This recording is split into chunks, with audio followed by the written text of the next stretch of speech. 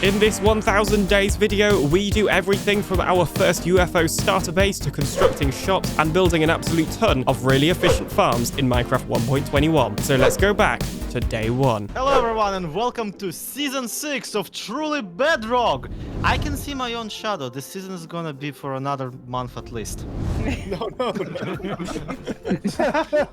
So now that everyone made it out of episode 0, we got new people here to introduce. I don't remember their names. Somebody please read them. Ruva guy is here. Hi, welcome to season 6. We have Eladrium. Nice to meet you. Hello there. We got Merely Adequate. Hi. We got TheAlienDoctor. Hey guys. Mus Logic. Hey everyone. Smurf. What's up? And Blood. You punched me. Hello. You started very well. One of these ones is very violent. Wow. And thank you for grouping together. That made that a lot easier. Now that we're not going into a dungeon to die repeatedly anymore, we're here at what may or may not become our spawn town. Was that the decision we made is my question, because I have kind of topological idiotism of the primary brain. I called Yes, this is the spawn island. You are well. This is Spawn Town Island, rather. The Awesome. actual spawn is like over where that bamboo is, more or less. But we'll forget about that. So what we'll do is we'll take all the building material from, you know, the actual spawn, and we're gonna put it here, but like in shapes. Also known as houses. And everybody gets, this season, within the spawn town, we're doing what we call Tetris Town. So everybody gets 4 chunks. They can arrange them however they like, but you get 4 squares of 16 by 16. And go! We're supposed to wait. Yeah, we're already punching trees. Is it time to craft a load of crafting tables again? I made the one crafting table. No one's allowed to make any I think other. it would be rude not to. This is the official crafting table of season 6 right here. 12 seconds later. You guys, you made a Well, thank you for protecting the official crafting table of season 6. We're just keeping it safe. We're just keeping it you're safe. keeping it safe over there. Okay, And jeez. here we go again. I have a stack of lapis. What? I have a stack of lapis. Wait, what? I just found some Where? straight away. Wait, why have you got so much lapis? It's like all the blue people have just got lapis now. Yeah. I Just feel like like this that is one. hacking. When you say it that way, it almost sounds like a disease. You got lapis. I love how we're already digging out like an underground base. Blue HQ. Oh yeah. Exactly. You I all. was hoping to spend most of the season digging tunnels, and there's minor block lag on my side. Oh no. Right. Yeah, I have a bit of block lag to be honest. Welcome to 1.21! Block lag update. How did you Because get a right next to crafting these table all the crafting way up tables. there? Oh my god. If you guys are doing like What? How did that get all the way up there? oh alien, look at you with the big brain move using a smoker instead of a furnace. Yeah. Yeah. Oh yeah. I always forget about that. They don't call me the alien doctor for nothing. If we die, can you heal us? No. I've Okay. got 7 pieces of You steak. don't Sorry to know human disappoint. anatomy, I guess. That's fine. That's fine. You're an alien after all. Okay. We have decided to make an alliance. We are now the Mining Bros. We're gonna go mining. That is our entire goal in life. Yay. We've got 3 Yes. 3 blue people, 1 orange Are you- person, 1 pink person, and 1 I am Steve. blue in spirit. Okay. Blue in spirit. Are you gonna conspire to turn us into blue people? We'll be the blue man group I or mean- something? Well, I'm just going to dig straight down, and someone else can join Oh. me. Oh, this is the Hey, blue you've already HQ! What? Get out of there! Hey, don't be killing me. So I guess you decided to join us in the blue HQ. I feel like I'm the only person mining out the blue guy's base, and I'm not My even blue. pickaxe broke. Come on. That's no excuse. Mine with your bare hands. So surely if diamonds are blue, the blue people get them? I think that's how that works, I right? think no, that sounds. No, yeah. you get the lapis. You get the lapis. We've already got I mean, lapis. I you don't know get- how, but Smurf found it. You get. Okay, this is what happens when you have like 6 people trying to mine out a staircase. Oh, we're at iron level now. We should probably mine Is for someone iron before we missing mine for torches? Thank diamonds. you. No, you can mine diamonds with stone pickaxe. Trust. Oh yeah, it's a Yeah, new of course, feature of course. in 1.21, yeah. Wait, I like how you and I are just sitting back here letting them do all the work. Yeah, Hey, we're like, grab a good job, pickaxe. guys, good job. Hey, Right. Mine not the ceiling, so we're not bashing our head on it. Come on now. Yeah, that's what I'm doing. This is a group Yeah. effort. We still haven't I have found no idea what I'm digging right now. We haven't found a single ore. This might not have been as efficient as it should have been. Oh, I found iron. I mean, nothing here. Nothing to see. What? I called dibs. I called dibs. It's not here. Where'd he go? No. What? Get in I'm there. swimming. Get him. Where is it? My iron. No, you're gonna kill me. Oh, you said it was diamonds. Oh, Did I say diamonds? It's Murph. Oh. You killed the blue. well, I guess he's not getting any iron. Remember? You killed a fellow blue man. You've got to be careful here. Oh yeah, I might have just upset the blue people. You don't know what Only. you've just Oh, done. sorry. Oh jeez. This is like the trial chamber all over again. Yeah, we're not very Question, good at why are you people murdering each other? It was an accident. We saw one iron ingot and Oh, got there's more iron. one savage. More iron. We need... Can I have my stuff Over back? iron! Yeah. Oh, that was the first death of the server. Too. That was the no. first death of the Hey. server! Oh my gosh. Congratulations. We're off to a great Thank start, you. everyone. Good Oh job. Yeah. wait, I was gonna Doing go for great. 0 deaths this season as well. Well. Oh no. So, bread? Oh wait, Bread. sorry. Sure. I'm not allowed to I have eat bread. some food and It will. torches. It will I'll bring break it some down. sort of law. What? Aliens gluten free. You know how it is.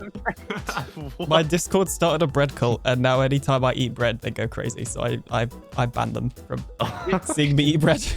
You know what? That That's so sounds random. pretty reasonable, actually. Yeah. I can see that happening on the internet. Yeah. I just started mining awesome. Bedrock thinking it was Deep Slate. I've been doing this for the past minute. Oh my Oh god. no! Oh, I found iron. Me and Yeah, Tiz just I'm hear that you probably found just iron and instantly start running up. There was Yeah, only it's one probably a piece. good idea to What strip kind of mine it. iron ore is that? Okay, you know what? I'm going back up. I'm leaving this staircase. This staircase is horrible. Zoe, Okay. you coming? So that staircase. I is am not. I horrible. just found an abandoned mineshaft. What? Well, that's what we need. An abandoned mineshaft and like a very long drop to deep slate level. Well, I guess we're gonna There's go any invade water Sloy down now.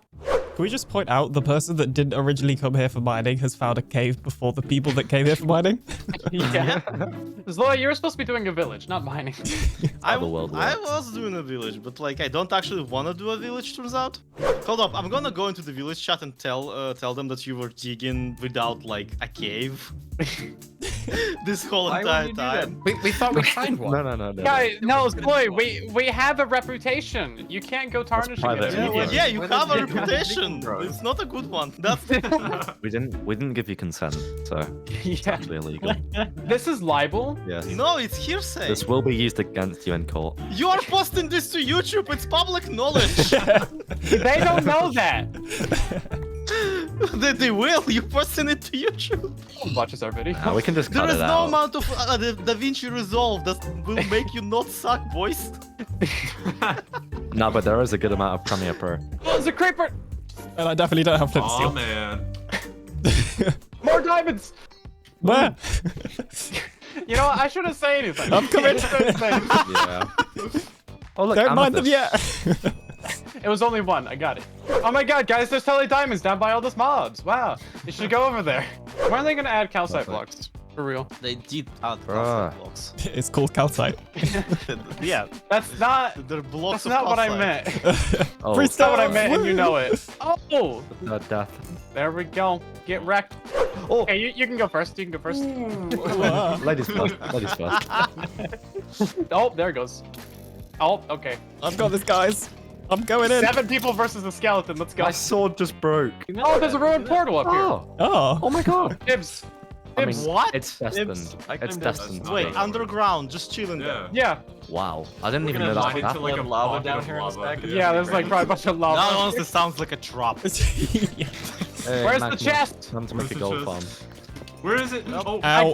can't call I dibs. got it. Oh, my you God. want it? I called dibs too. You can't call dibs on something that's already dibbed. That's a good helmet. Fine. Oh, this, Don't oh, say this anything. Oh, I diamond. had a Don't say full. anything. No. No, I've got full inventory. You'll Oh, I got 2, yes. One of them dropped down here. I don't Yeah. know what is it about y'all, but like you keep me in consistent state of disbelief. Then we had the brilliant idea of going to the Nether. Oh, Right, jeez, my guy. There's a bed right You down almost the street, sleeped phase like one. 3 people right there. I'm sorry. I have a photographic memory, so I will know what you steal. Let's go. Woo. To the That's a Nether. guy. My Once we only die to, like, sword is a attack mode, gold they're gonna sword. be so confused. Get 6 stabs all at once right now. Yeah. We just It's broke gonna be the server right it's now. gonna be right above a lava lake, my guy. Yeah. Well, once Why is it not loading? Yeah, this is kind The of suspense. scary right Come now. on! I I can't don't. be dealing with this. People going out. Yeah, I don't think Minecraft is made for this. Yeah, apparently it's too much nether. oh, Oh, there it goes. oh, there we Okay. go. Oh, okay, Hey, that's about we're as good. close as we can get to lava Yeah. without it being bad. Yeah, I'm We're safe. literally on an Got some island surrounded by crimson. lava. Fire tick is on. So. Hey, Oh yeah, silent. yeah. Don't build out of wood. Hey. Oh, You guys are gonna die, alright? Yeah, no diorite. Jeez. You're gonna Okay. die, alright? oh, I see what you did there. That pun is really obvious. I just got an I achievement think for going to the nether. Elysium? You've never gone to the nether before? Well, I mean, I have, Oh, but just GP. not on a world with achievements, gosh. apparently. Shouldn't be cheating so much. Oh wait, no, Hey. it's for going to all the nether biomes. Okay, never mind. Oh, okay. Oh, there's pigs everywhere. You're significantly less of a noob than I thought you were. Yeah. You've definitely played Minecraft before. That's why you always digging into a wall. Yeah. Wait, if we Crazy. burn them, will they? Oh, cookbook job, thank you. Yeah. Nice. Good stretch. Dang good it! stretch. Wait, Yeah, bye. Jewel Girl JC and an adequate just came through here. What? What? Yeah, How what? did that get thrown for? What? No way. We thought we were gonna beat you all to the death. Oh, They we thought we were thought they beating were you fast. guys. Oh. You copycats. Did you Wow. No, I Finding can't out believe the you guys mine went shaft. through our nether portal. That's crazy. No, we went through our own portal. Our own portal. What, Ah, I put, just put linked us up. into yours? Oh my god. So when Yeah. we go back through our portal, Oh, now we're gonna end no. up somewhere else. We left all of We're our gonna stuff end up by at the yours. portal. And I'm Oh. dead. I'm not even there anymore. As you can see, we are totally professionals. So we went back through the overworld and eventually we found the chest where we left all of our stuff, and then we found there was an imposter among us. Oh man, someone took everything out of the You chest can't keep already. the diamond. No, but where's the diamond pickaxe at? I have no clue. I just got here. Me too. Mm-hmm. That sounds so sus. I was like right behind you. Their water bucket's Look, gone you- too. Somebody among us is a thief. Who was it? Among us. Among us? Where Yeah. were Let me you just guys open when we Steam. came this meeting, huh? Yeah, what task were you doing? I was in the cafeteria. I was in alright? electrical. Uh-huh. Well, I was on cams, and I know who did it. yeah, that's right. It's Tom. Yeah, that's up. And somebody has my water bucket, too. I didn't take that, I just took the pickaxe. Uh-huh. It was at this point I decided I was going to make it my mission to get a mending villager. So I went over to the village where Liara had began building a breeder and boated a villager all the way back to Tetris Town. Are you trading with my villager? Why is it looking up?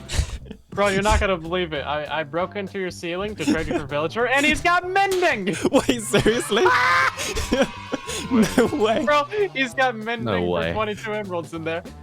I was Oh about my to God. break the lectern. He's got mending. Yeah. That's insane. Okay, I gotta go lock that. No way. I just needed I that. got the magic touch, so that's literally my first roll. Yeah, I just Roger. needed the silent whisper and magic touch. Yeah. I think your base is lopsided. I think it's more on the right than the left. Oh wait, you were right. It's one block too much on one side. Oh my god, I was right. I was totally joking. If you What? No way. No, I just walked down there. I Well. was like, I think this is probably up. Why is there just like a box of saplings? Hi. Hello there. Oh, hello. Oh, hello, hello. Oh yeah. Oh, everybody's popping in. Hello. Okay, fine. Did someone We just got steal my dragged in. sugarcane? Maybe. I think he did. You can use the mending villager, it's fine. I decided that was the You mean deal. he's mending villager? Yeah, I got that mending trade, mind you. Why is there another You little... know, and why you is can there have the another emerald. tunnel here? I could have. Okay, thank you. Wait, Silent Spaces got a tunnel to our village. Yeah, that's how we found out it was a mending villager. Yeah, that's how I got the mending Oh. trade. Hey, I got the mending trade, you just noticed it. No, I got the mending trade. I opened the villager. You were gonna re-roll the guy if I didn't tell you that he had mending, okay? Well, Hold up, that let was me- just to let me boot you out the kill UI. It's fine, we have a mending villager, and his name is Sub2Alien. Excuse me, sir. What do you think you're doing? What? Oh, hi, I'm just visiting. I'm just noticing that your base was off center again. What? Okay, I'm gonna look at this now. What? I swear I fixed it.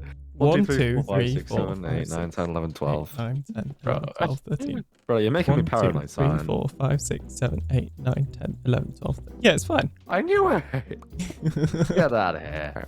Okay, I can't help but notice Silent's base is looking Oh, wow. nicer than ours. Not by a Yes, lot, admittedly, but I can't help but notice that either.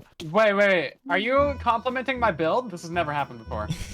That sounded like a compliment to me, Silent. I'll take it. I mean, Hit I and just said it record. was. Not I just great said it was design. nicer than an See how I was getting undecorated stuck hole. in those trapdoors there. Now, what do you mean? An undecorated hole is the best kind of hole. This got awkward. Okay, I'm gonna go back to mining trees. I'll decorate. I got this, guys. Well, I just logged on to show you the decoration I actually did, and well, it would appear it has been filled with crafting tables. But basically, we have or had the mending villager over there, and I actually name tagged it as well, so it's sub to alien. I have also had alien bot over here AFK fishing with this Silent Whisperer design AFK fish farm, and I can't open the chest anymore, but we've got a ton of good stuff from that. I'm now trapped. Great. We have the original mine shaft, which led us nowhere. My stuff, Slate stuff, Smurf just chilling there as well. And then this is actually a literal diamond farm, except not really, but I'm not going to tell you how it works. Now, if you're wondering, all of these crafting tables on the floor are not meant to be here, and I'm sure me and Smurf are going to address that in a second. But all of these crafting tables on the wall are meant to be here, and that's because at this point it's kind of a meme on the server. So right above us, Silent actually built a giant crafting table, as you can see, and he's literally living above us. Oh my goodness. It seems like his base also got filled a little bit with crafting tables. Jeez. But the point is he's our upstairs neighbor. Now, not in today's episode, but in the next episode, I'm also going to be building a UFO above here as well. So there's literally going to be like a sandwich of bases all in the same vertical space, because why not? I think with all that aside, we should probably chat to Smurf about whatever's going on downstairs. Have you got any idea what's going on here? It's a very long story. Do you want to hear it? I don't know. Yes. I do want to hear it because I need to know who we gotta get revenge on. Oh gosh. Oh no.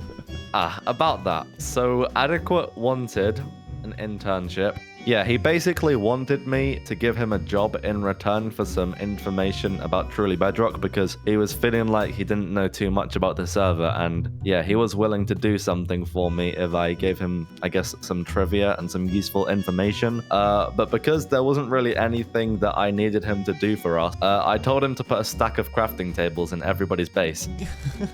Wait, so he's... Okay, so I saw the one... So I saw the ones in Silent space. Let me put these back as well. Wait, so if we just go to like everybody else's base, is there just also going to be a stack of crafting tables? Yes. I thought it would be funny, and he's also written some signs in each one. That's amazing. So if I'm understanding everything right, Smurf got Adequate to prank us and everybody else when we lived together.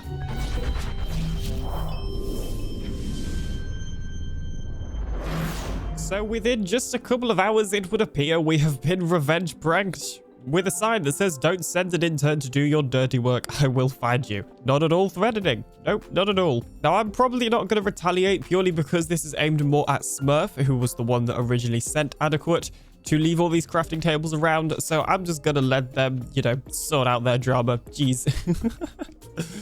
But that seems like a pretty good reason to actually move out of the blue HQ because in episode...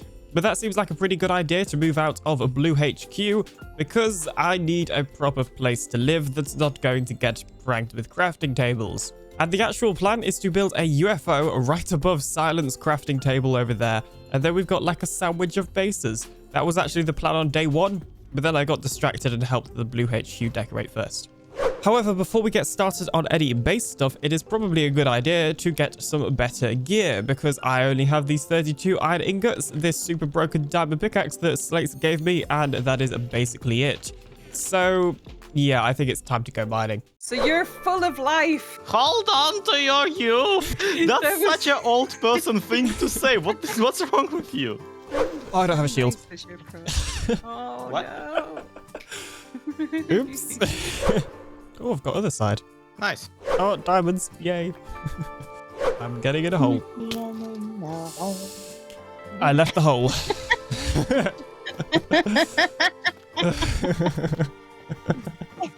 Okay, and a zombie villager picked up some armor as well, so.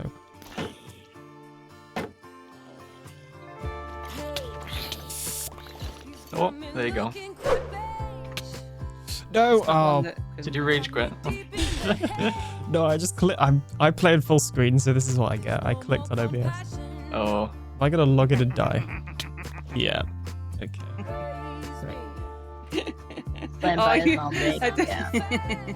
I've died enough times that if I was gonna rage quit, it would have been earlier. I'm already at the top. I'm at second. Smurf has one more death than me now. What is this? I was on 0 at the start of today. I should have stayed in bed. I would have stayed in the Da Vinci Resolve timeline. I don't think we can Da Vinci resolve this, my man. And I have just got done with that mining trip. So believe it or not, I have spent exactly 1 IRL day on that mining trip. It has been a very long one indeed. And this is all the stuff that we got from it. So we now have 27 diamonds, a whole ton of redstone, a pretty decent amount of iron, and there is some more in here as well. So yeah, overall, I'm pretty happy with everything. I'd also like to say a huge thank you to Slates, who actually lent me his Fortune 3 pickaxe, which actually helped increase the amount of diamonds I got, which is pretty nice. So speaking of Slates and Smurf actually went ahead and revived this villager. So originally this was a zombie villager that I brought up all the way from the mines down below, and they have revived him and made him a fisherman. And the reason for that is AlienBot has been doing a whole load of AFKing, which means we have been getting a whole lot of salmon, cod, pufferfish, and also tropical fish, although I can't see any in this chest right now. But the reason that's helpful is because we can then take all of those different types of fish and trade them with this villager to get ourselves some emeralds, which we can then use to buy ourselves our mending book. However, despite the fact that we of course can borrow Slate's pickaxe, it would be nice to have our own. So I do have this diamond pickaxe that Slate's gave me on day 1, but it's practically dead and we don't have a good source of XP. So I'm going to go ahead and craft myself a new one. And there we go. This is our first crafted diamond pickaxe that we got ourselves. So in this chest, I have been storing any decent enchanted books from the AFK fish farm over there. So I'm going to go ahead and look through this to see what we can get on this pickaxe. And the answer is actually pretty good. So we could, of course, get a mending book from the mending villager over here. So I'm going to go ahead and grab that. And we could combine these two to get efficiency 5. And then, obviously, we just have a regular Unbreaking 3 book right here as well. Although, I think I'm going to keep that for when I get an elytra. So we're going to put that back here. Instead, we'll use this Unbreaking 3 book because we're not going to need piercing 4. There we go. There's our efficiency 5 book. And then we're going to put mending, followed by Unbreaking 3. And we're not going to have enough levels to put efficiency 5 on it. But luckily, AlienBot has got like 39 levels. So we're just going to give that to AlienBot. And hey, AlienBot, if you could wake up for a second. Oh, hey, Alien, I've been AFK fishing. Yeah, I can see that. Hey, I just dropped you like a pickaxe and a book. If you could go ahead and put them on the anvil, that would be greatly appreciated. Okay, Alien, will do. And there you go. All right, awesome. Thank you, AlienBot. And there we go. We now have ourselves an Unbreaking 3 mending and efficiency pickaxe. All we need now is a fortune or silk touch, and this will be like a max level pickaxe. But seeing as it's still early game, it's probably quite helpful to not have either of those things on it. So even more time has passed since the last clip, and we now have ourselves a Fortune 3 enchanted book from the AFK fish farm, and we have a Silk Touch one right here. So I'm going to put Silk Touch on this pickaxe and Fortune 3 on this pickaxe. The reason for that is once I put mending on this one, we'll obviously get the XP from all the stuff we're fortuning to fix it. And of course, we do not have a lack of mending books, as you can see right here. There we go, 1 Silk Touch pickaxe. And thank you, AlienBot. We now have a Fortune 3 pickaxe. Unfortunately, this only has efficiency 4 on it, but eventually we should get another efficiency 4 so we can make it efficiency 5. Boom, first diamond axe of the season. Well, it's safe to say I've been a pretty busy alien. Not only do I now have a max level bow, I also have an axe with a pretty decent enchantments on it as well, and have began work on the UFO. I have fully designed it out in creative and have even added a structure pack so that I can begin building it. Now, I actually did all that in a live stream. I stream on both Twitch and YouTube, so make sure to check that out if you want to catch me live. Now, originally I did have an invisible bubble column here, but Smurf accidentally broke it, so I'm gonna have to go ahead and rebuild that. I did check with Silent, and he didn't specifically say I couldn't park my UFO on top of his crafting table. He just also didn't say I could, so we're just gonna go for it and see what happens. So the first thing I needed to do was make an invisible bubble column so I'd have a way up to the UFO. Is it just me, or does that moon look a little weird? So for anybody that's never made one of these invisible bubble columns, they're actually incredibly easy. So first of all, you just want to have the regular bubble column going all the way up to wherever you want. And then you just need to work your way down, placing powdered snow in each part of the bubble column. And there we go, I have done that. Now, annoyingly, it actually looks like we don't have enough powdered snow to do the last 3 blocks and also the landing area. So I'll have to go back to get some more. But if we just go ahead and place some water at the top here to flush away the powdered snow, you can now see that it becomes an invisible bubble column. There we go. And we can go up. And we can fall back down. Okay, cool. Now I've got to go get more powdered snow so I can do some more of that. It was at this point that I met up with some of the other members to do a sneaky little end raid. However, you're going to have to wait for the next episode for that end raid because I got so much footage I can't fit it into this one. But long story short, I got a whole ton of various different loot, including an elytra and diamond armor. So overall, a pretty successful end raiding trip. Just ignore my stupid death. I'm not wearing my elytra! Oh.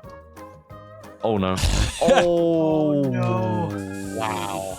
Okay, Smurf, we have to get over there quick. One job, dude. But with my newly found shulker boxes and diamond gear, I think it's finally time to begin working on the UFO.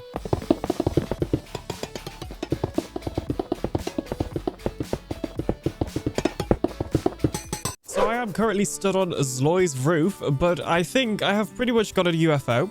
As you can see, it obviously needs lighting up, and we also need to add in the glass so that it's not just see-through. But the point is, the base of the build is pretty much there when I had an idea. So it's not particularly uncommon for me to go ahead and change builds in the middle of building them. In fact, I've already tweaked the design of the UFO mid-build. However, I've had an idea that I think is actually going to look a lot better and just give this a little bit more of a variety of blocks, because right now it's basically all smooth stone and copper. What I'm thinking is we actually add in a little bit of a polished deep slate along with polished deep slate slabs, just to give it a little bit more contrast. Now, I would like to point out I am not a builder person, so if you think you could do a better job than me, you're probably right. But essentially, my thought process is to just remove the ring of smooth stone slabs at the top here and replace them with deep slate ones, just to add a little bit of contrast. Now, I don't want to remove all of the smooth stone slabs, because they also work well in making it less blocky and more round, which is obviously quite helpful for a UFO. One other thing I'd like to point out with this build is the idea the copper is eventually going to weather over time and then it will become fully oxidized, because it will definitely look a lot nicer when it's fully oxidized instead of the bright orange that it is right now. So I do still need to go and remove the scaffolding blocks that I used to build this thing, but there is the completed UFO. I'm actually really happy with how it turned out. I think the deep slate is a great addition and just gives it a little bit more definition. Now, obviously, this bubble column will be the way in, but right now I don't have enough powdered snow to extend it all the way up. So you kind of just got to do a little bit of this and kind of hope that you get up there. Or you can use these stairs over here. And if you're interested, this is what the inside looks like. So I went ahead and added some of the polished deep slate as well. And of course, we have the new copper grate blocks in the floor as well, because I thought they looked really nice. And you can see already that some of the copper has already began aging as well, which is perfect. Eventually, this will look a lot more aged and green and stuff. But I think the last thing we need to do to make this build complete is add in the final bits of powdered snow to make this invisible bubble column. So I guess it's time to go to the mountains again. In terms of rockets and gunpowder, I'm pretty poor and only have 6 rockets. So my plan right now is to go to Zloy's house, because I think that's the highest building in the area. And then we're just going to launch from there and hopefully not use any rockets. Okay, this is probably the highest point I can get. So we are going to use 1 rocket And hopefully this should be the only rocket we need. So that was only with one rocket, and you can just see the mountains off in the distance. The only problem is I've just realized I forgot to bring all my buckets, so I can't actually fill up any powdered snow. So I guess we need to get home now, so I think I'm just going to climb to the top of this mountain and then fly off from there, and hopefully we'll be able to make it back with one rocket. Okay, I think I'm at the highest point of the mountain. Oh, okay, really? We are gonna fly with one single rocket, and this will get us all the way back to Tetris Town. I'm confident. We're way higher than we were before. We're at like y equals 240. Well, I did end up having to use 2 rockets because I thought the island was a little bit more over there, but we did eventually manage to make it back. Wait, I have 16 gunpowder this entire time? How long has that been there for? Nothing to see here. Okay, well, I now have 60 rockets, which is a lot better than like 10 or however many we had before. Buckets acquired. Okay, let's do this. Again. Yeah.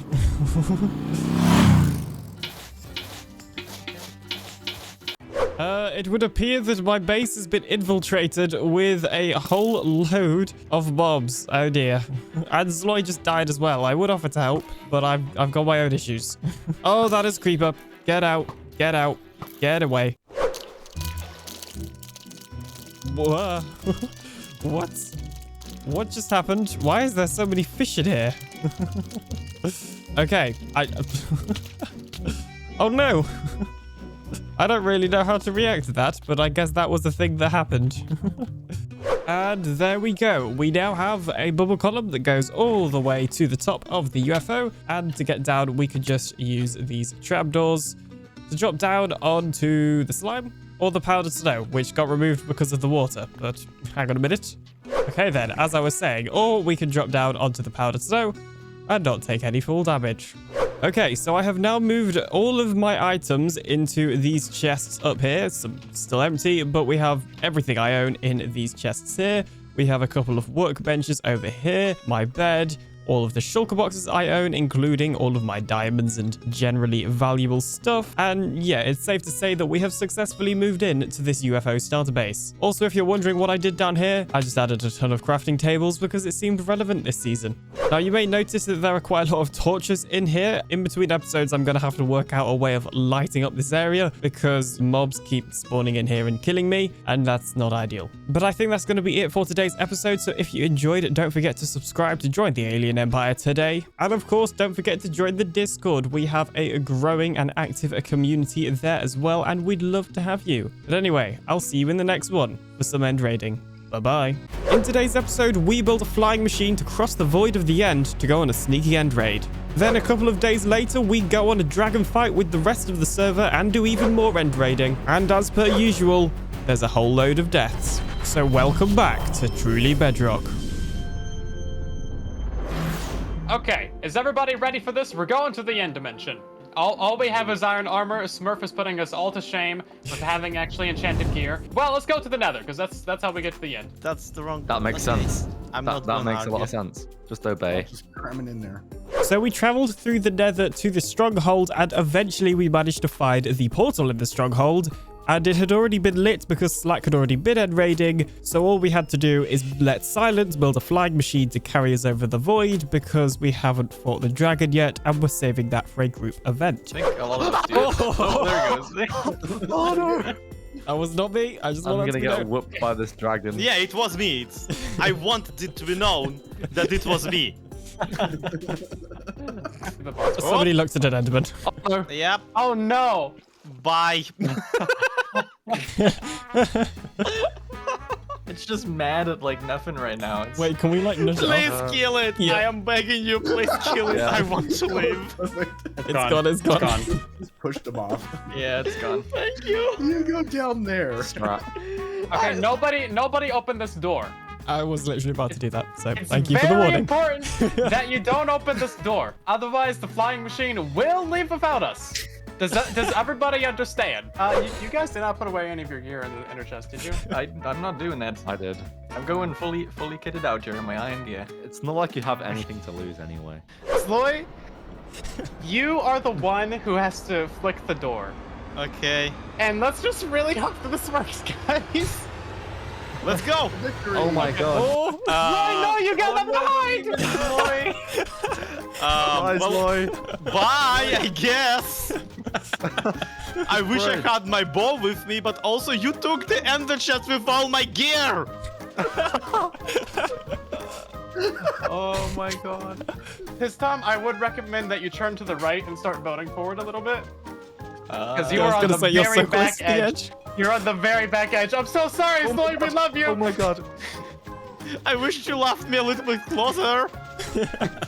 I have a lava bucket and a water bucket, but somebody took an ender chest with my pickaxe. 2 hours later. Brace for impact, men. It's gonna be a bumpy ride. Don't look at that Enderman either. Oh, great. They're all spawning. Okay. Okay. So, Alien, you can get out first and build like a little platform. I think I looked at that. Oh no. Wow, my guy, you are so dead. It You're gonna have to teleported run. in front of me. Flashback. Don't look at that Enderman either. End of flashback. You're gonna have to run. Just run. I'm out. Just run. I don't think it was me. Just get out of the boat. Oh, it's in the boat. Just get out of the boat. It's in the boat. Nice. That was convenient. Bro, no! I ran out of blocks! No! I still call dibs on that elytra. Okay, I'm like 5 blocks away from the end chip. You know what? It would be so funny if that one was already rated, because Black went that direction. True, yeah. God. Oh my god. I'm gonna be using on my chest. You've got to be kidding me. Is it rated? Has it been looted? It's actually raided. It's raided. Everything's I'm gone. going in the other direction. Yes! Thank you, Slack Lizard! I'm just waiting for You know what? He Silent has to a boat. slay. You know what, Slow? You can go first. Oh, there it is. I'm just making this more interesting, you know. And then Silent had an idea. So I propose a proposition, a proper proposition for this proposal. Okay. I think that we should raid an insane.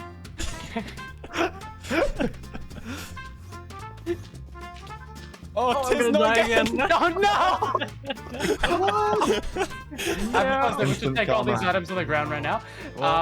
What I was going to say is that whoever finds the first elytra should go grab elytras for the other people. Because that person definitely is gonna have enough firework rockets to fly to the next one. To be fair, I have both mending, unbreaking, and like half a stack of fireworks. Yeah. Smurf, go activate follow screen bridging mode. Oh, he's going for it. I have Smurf the auto bridger right now. This is great. You have I've 2 got Endermen scaffold. chasing you too. What? No! Run away! Oh my gosh. Who? Who are they aggroed at? It's Smurf. Me! It's me! It's me! It's me! Oh, shoot. Smurf, kill him! Oh yeah, they're both aggroed at you. Oh, one's in I there. trapped one in a hole. Yeah, one's in the boat. One's in the boat. Nice. The other one's dead. Nice. They can teleport out of boats. Nice. Look at that. That was teamwork One right there. pearl. Oh, hey, Elytra. You've got some Here pearls, it right? comes. I can give you a couple pearls. I don't feel safe. Okay. Will I If get I it die- before Tiz? I got it before Tiz. Go for it. No. Go for it. Go for it. Go for it. Yeah, there we go, boys. GG. See? Loads of space. Yeah, but there's so many Endermen. Oh gosh. Okay, I have an Elytra. This is good news. Yay! Power elytra. Second elytra of the server. A proposition. I have Smurf the auto bridger right now. Okay, I have an Elytra. I'm not wearing my Elytra. Oh. Get over there We gave quick. you one job, dude. We were all counting on you. Wait, Hey, were we you got the a only friend one with an mod. elytra? I had two Yes, on me as that's well. awkward. Oh, wow. He had 2 on him. And you weren't wearing either of them. No. That's twice as bad. So, I hope you guys can get me an Elytra. I have already named one of them Alien's Elytra and enchanted it, so... It's okay, I don't care about the Well, label. why don't you go get it? Sloy, I need you to double check something. That Yep, should yep, confuse yep, people. yep. Before you jump off of that thing, make sure that you're wearing an elytra, unlike somebody. I mean, valid, Okay. Fair, but you're still being a jerk. but... yeah. I'm giving you a friendly reminder. Well, that would have been helpful when I did it. Oh, well, I thought you were Just like smart. on hot tub. So Elytra and Smurf left all of my items in a chest, whilst I spent a very, very, very long time trying to get back to them. I see it There's also some random iron leggings on the floor. Mine now. Okay, cool. There is no ender chests. That is fine. Okay, well that wasn't horribly unsuccessful, but it wasn't like that wasn't that great either, was it? I don't know what you're talking about. Like everyone got elytra, we got a few courses of binding diamond gear. But everyone got their elytras, so I guess that's good, and I have a couple extra spares too. Oh, that's neat. The cool thing about all this is that you people have mending, and I don't. You have mending now too. Just take a look. No. 3 diamonds. Hey, I'm pretty sure I live above you. I get a free mending book for that, right? That is not how that You're works. a villager. You get a free villager. You're also looking through the wrong chests, but I'm not going to tell you that. Well, which one has the I can't. The one next to the vending villager. Oh, well, thanks for telling me. So would you like that, binding helmet to be removed? So I then hopped onto a live stream where I crafted my very first diamond axe and also added some enchantments to it, as well as go mining where I got an absolute ton of diamonds, especially thanks to my Fortune 3 pickaxe. Finally, I even did a very, very small amount of netherite mining and ended up with a surprising amount of netherite, of which I used on my 2 pickaxes and my leggings. And then it was time to go and fight the dragon. Okay, you guys ready? We got a dragon to kill or something like that. Go! Yeah, I was just jump in anyway. No. Are we on a platform? Or are we in a box? What's going on? Yeah. We got a watch bridge. out for the edge of the platform. You go first. I'm just going to stand up here and watch you guys fight. Really short. Oh no! Stick. Oh no! Oh no! I want the last hit. I want the last hit.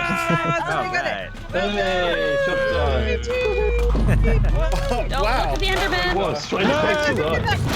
What the heck? Free stuff. Don't touch my stuff! Yeah, I didn't realize the dragon dropped stuff. Yeah. Yes, please. I know the dragon dropped all that stuff. There's my stuff! Let's go. Get your hands away from it! No! Oh. Sorry. Whose idea was that? What happened? Wait, Where's my stuff? You have a torch or something? Okay, comes another one. Wait, You gotta what? drop onto a torch or something. Okay, well, I've got whoever died. I've got your stuff. I've got. Oh, no, I don't. Oh, there's my stuff! That's your Got some potatoes if they belong to somebody. That was the dragon loot. doing really well. The dragons just dropping all kinds of good gear. Yeah. Yeah. Yeah. I thought someone had actually Yeah. died and dropped everything. That's right. Yeah, that's what I thought. No, that is what happened. It wasn't alien stuff at all. It was the Yeah, definitely no, the no, dragon no, loot. definitely. Like, It was definitely my stuff. Let's go. No! But now that that's out of the way, it was time for even more end raiding. I wasted absolutely no time heading through the first gateway that I could find and raided the first city I could find. Unfortunately, there was no elytra, but I did get some shulker shells. And then I got kind of lonely, so I met up with Liara, Giol, and JC. Oh no! I can help with looking right. What happened? I went below y=0. I'm somewhere in the void. Are you dying right now? Oh dear. I mean, I'm not dying. Where's land? Okay, here's land. Okay. That was stressful.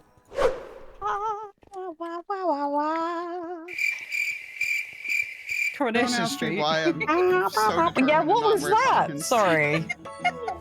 Why? I don't know why my brain does this. It just, it was supposed to be like, wah, wah, wah, wah. And it turned into Coronation Street. Does anyone want blocks to go straight to the ship? I might pillar up if anybody Yeah? doesn't mind. You got some blocks? Yeah. I don't mind you going first. I got it. I feel like aliens like, or I could just fly up for it. Yeah, he's like, I could do this. Oh, Last we got time the experience of doing Last it. time I did this, I will died as soon as I got to the ship. Yeah, me and JC are just going to stand here and watch you do it. I fell through a hole in the ship that I didn't realise was there. Oh, no. You're kidding. Yeah, put some water down for her. Yeah. Oh, really? Another one? Get in the water, get in the water. Come on. I'm joining you up there. Oh, jeez. I don't even want to go in the boat. I just want to escape the Enderman. Get out of here. Got it. Yay! Did you get your wings? I got wings! I'm just floating in the sky. Yeah, float down so I could film you. Hang on. Is that you? No, sorry. yeah. It's alien! I'm looting and then I'm coming. can hear. How is there so many after me? They're like, alien, ow. We love you. Your friends. We love you, alien. Alien, come down. We want to talk to you. We want hugs. We need hugs. All of them. Sounds like a lot of parasocial Endermen. We just want to talk. I just want to be your friend. And then this happened. Actually, no, mega hell rooms I hate more, but... Oh, no. No. No, no, no. No, alien! What are you? Please tell me you hit the ground and not the side of something. Oh, someone broke the bed. Come on now. Although my end adventure was not over yet, Liara managed to retrieve a good amount of my gear, but did miss my netherite leggings and original elytra. So she gave me her elytra, and I was able to go and do an absolute ton of end raiding, getting an absolute ton of loot, and even more elytras to replace the one I just lost. So overall, whilst I did lose my original elytra and netherite leggings, I also gained a lot of stuff. And I also gained a lot of deaths. I'm top of the leaderboard now. Well, it's safe to say I have had end raiding trips gone a lot better than that, but we actually didn't end up with some half-bad loot from it. As you can see here, I have 7 elytras in total, 2 of which I have already put mending on, although I do need to give one of these back to Liara for the original donor elytra. We also got a ton of end chests, a pretty decent amount of iron, and even some spire armor trims, which is pretty nice. We also have all of this random diamond and iron gear. So what I need to do is firstly get one of these mending elytras and put unbreaking on it so that we can replace our original one that we unfortunately lost. And then I need to sort through all of this different diamond gear and find some that I actually like to use as my new permanent gear. Also, can't help but notice that things have changed a little bit down here. It would appear that there is now a ladder in Silence Base. Is this an iron farm? This looks like an iron farm with a trading hall. Very nice. Silent has just built this in his attic, I guess. And ooh, iron. Hello there. Now, luckily, in the end, I did not lose my original Silk Touch or Fortune pickaxe, which is very nice. And I've actually upgraded these to netherite in my last live stream as well. So we have some netherite gear, which is pretty nice. I did have some netherite leggings, but as you saw, they've now despawned in the end. Well, sometime later, and as you can see, I now have lots of diamond gear, all named with enchantments on. So I actually have a fully maxed out helmet, elytra. I'm missing Swift Sneak on the leggings, and I'm missing Soul Speed on the boots. But other than that, these two are maxed out as well. We also have a maxed out Silk Touch pickaxe. I just need Efficiency 4 on my Fortune, and these two are also maxed out as well. So we basically have a full set of diamond gear, excluding the sword and the chest plate, because I don't really need either of those because I use an axe instead of a sword. You can also see here, apparently we've adopted one of a Silent Whisperer's distant cousins. We now have Silent Whisperer. No clue how he got here. He just turned up one day. However, it would appear that something has happened in Blue HQ. The crafting tables have been replaced with fletching tables. And, well, overall, it's just looking a lot more blue. Smurf, what have you done now? In today's episode, I design a Froglight farm, build a Froglight farm, and open a Froglight shop. All because the other members really wanted Froglights. So welcome back to Truly Bedrock. But before we get started with any of that, it seems a whole lot has changed. First of all, I now have a full set of netherite armor, including a sword and a chest plate, although I still need to combine these enchantments with the sword to get a max level sword. And I also now have a mending shield that has my logo on it, because why not? And I did all of that on a live stream. I stream on both YouTube and Twitch, so do make sure to go and check it out. But that is not the only thing that has changed between episodes, because there is now a face in the window of my UFO. And my bubble column has gone, so it's kind of hard to get down here now. So if we take a look over here, you can see there is now a Gargamel putting a Smurf into a cauldron. And my UFO kind of looks like a plate as well, which I find even more funny. So there's also a Groover. So this is a revenge prank that Zloy did on Smurf. And as you can see here, this is an active threat. because Smurf has been going around pranking people and just generally causing shenanigans. I can't remember if I showed it in the previous episode, but that is the same reason that Blue HQ is now looking a whole lot more blue. Now, Smurf has been busy not retaliating and instead has dug out a very, very big hole, which I've been told is going all the way to Bedrock. So what I've done is gone ahead and dug out this 3x3, which goes all the way to Bedrock, and put some soul sand down there so that we can replace the bubble elevator in here, because I need a better way to get up to my UFO.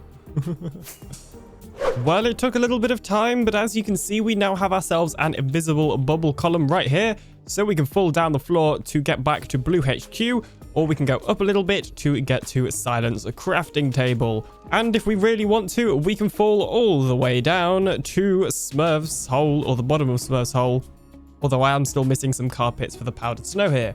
Now, hopefully, Smurf isn't going to break it this time. Anyways, let's move on to something more interesting. Froglight Farm. As you probably know by the title and thumbnail of today's video, that is what we're working on. But Alien, why are we working on a Froglight farm? Well, very good question. You see, the other day I was in the Truly Bedrock meeting, and basically everybody was talking about how much they'd love to buy some Froglights. So I thought, I don't have a shop yet, why not build a Froglight farm so that we can add our own shop to the shopping district? So that's what we're doing in today's episode. So as I'm sure you'll know, the first stage to any Froglight farm is of course to find a magma cube spawner inside of a bastion. Now, conveniently, this is something I have already done. As you can see here, we have a bastion, and if we come inside there is actually a magma cube spawner, and we have even cleared out the area already. So I did all this on a live stream. I basically put gravel where there was lava and cleared out all of the lava, and then dug away at the gravel, obviously. Go away, I'm trying to record a clip. I already encased it in deep slate, which basically stops it from spawning things, because that was going to make building this farm a whole lot harder. But anyway, we've kind of got the first part of this farm ready, but we haven't actually got a farm design yet. So I think it's time to go to the testing world. So if we come over here to my testing world, you will see this. Now, I actually got this from a video that Groover Guy made a while back, all about mob spawners on Bedrock Edition. I'll make sure to leave a link to it in the description if you're interested. But this basically shows you the detection range for spawners on Bedrock Edition, if I remember correctly. And now, because I don't trust myself, I'm going to go ahead and rewatch part of Groover's video. And after a quick rewatch of the video, I can confirm that was the mob detection range. Basically, that means that if there are 6 or more magma cubes in this surrounding area, then the spawner will not spawn anymore. So we just need to make sure our magma cubes are being moved away from that area so the spawner can spawn more, making our farm more efficient. So I guess now we should get to designing the actual farm. So if you're unaware of how this mechanic works, basically you have a frog, and there are 3 different frogs depending on the biome it is born in. It will then eat the baby magma cubes and get you a Froglight. Again, the color of the Froglight depends on the color of the frog, which depends on the biome it was born in. So what we need to do is essentially figure out a way to firstly break down the magma cubes into the little magma cubes, and then we just got to get the frogs to eat them. How hard could it be?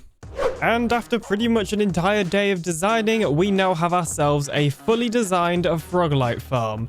So we will start from the top, where we of course have the spawner right here. I have made sure it is 10 blocks to the platform. That gives plenty of space for the magma to be out of the detection zone that I showed you earlier, and also make sure the magma doesn't like jump up into the detection zone, because that was an issue as well. But anyway, what will happen is the magmas will spawn, and I'll just simulate that for you now. So some will spawn like so, where they will land on this platform and get broken in the powdered snow. I basically figured out over here that was the easiest way to break them down. I will say right now that everything I've done I designed myself. However, there is a very good chance that similar farms exist, because I know people use powdered snow generally. I haven't intentionally copied anybody. I didn't watch any tutorials or anything. I'm just going to put a disclaimer out there. It's very possible similar designs exist. And whilst we're talking about that sort of thing, I'd also just like to say that I enjoy designing farms because it's fun. I don't care if it's the most efficient thing in the world. As long as it works and gets enough for what I need it for, then I'm completely fine. I don't need it to be the most efficient in the world. I'm sure there's 3,000,001 ways I could improve this. But anyway, after the magma cubes get broken down via the powdered snow, they then fall down onto this layer, where they are then drawn to the iron golems. I basically figured out that for whatever reason, if you leave the top row here of fences free, the magma cubes will actually pathfind to the iron golem, even though they can't reach it. So to demonstrate that a little bit better, I'm just going to come over here and I'm going to remove these 3 fences. And as you can see, all of these magma cubes are suddenly going to aggro on the iron golem, even though they can't even reach the iron golem. Basically, what this means is that all the magmas will then go to one of these 3 pods, where they will then get eaten by a frog, and obviously a frog light will be made. Now, on the actual farm, we will actually have 3 different type of frogs in each pod, but I just put the same in this because it's obviously a creative copy. But as you can see, we are getting an absolute ton of frog lights from this farm. And overall, it's pretty simple and not too hard to make. So I guess we should start building it on the server. Now, the first order of business would actually be digging down all the required blocks that we'd essentially need to do.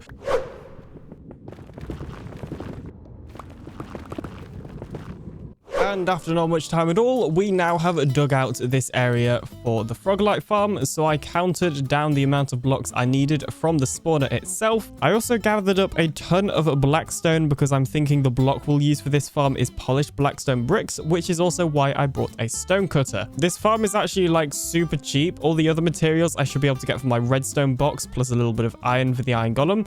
The only thing I need is some powdered snow, and actually now that I think about it, a pumpkin for the iron golem. But then it was live stream time. Oh dear, I am now in powdered snow. This was not good news. Oh, that was quite like anticlimactic. It just kind of happened. Oh. Yeah, that's not how you do it, is it? I have watched so many people make that mistake and always thought to myself, I will never make that mistake, but I just made that mistake. Oops. That was not part of the plan. You saw nothing. Well, I just got off a live stream where progress has been made. First of all, as you can see, I have actually gone ahead and built a wall around the spawner area so we can begin putting in the different sections of the farm. And as well as that, we have also been breeding some frogs and now have 2 types of every single frog, which is very nice. So it's technically more than we need, but it hopefully should increase our efficiency at least a little bit. So I guess all we've got to do now is build the farm itself. What could go wrong? I need to stop saying that. I'm pretty sure I keep jinxing myself, to be honest.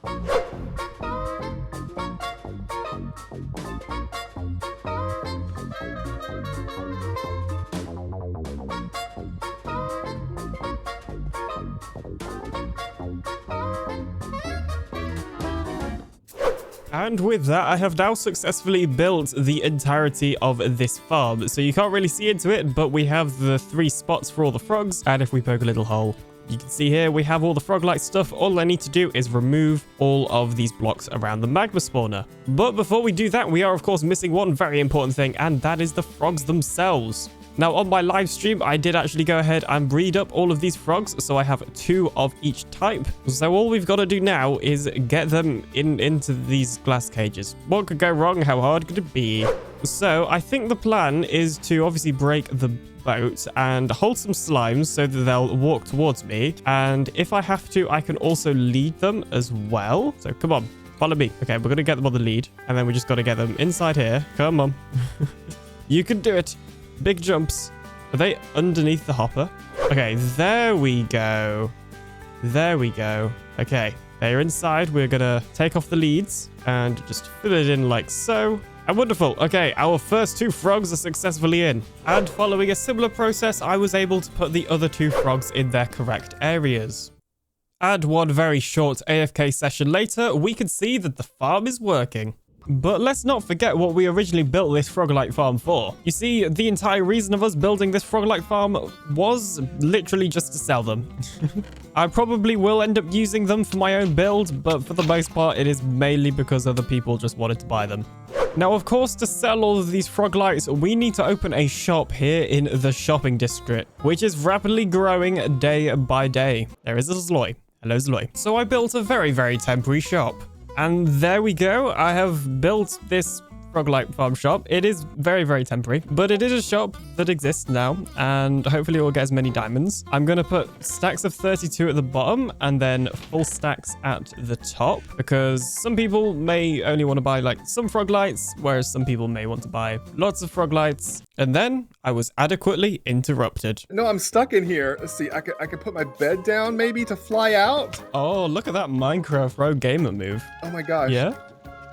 Okay. Nice. All right, I flew out. Now I need to get you back may have in just there. ruined the linking for the farm. Oh no. I destroyed the bed just in case. Hopefully it will relink. Maybe that was not a pro gamer move. Iron Golem. No. Oh, there's one. Okay. There's one. Okay. Oh my gosh. Oh gosh.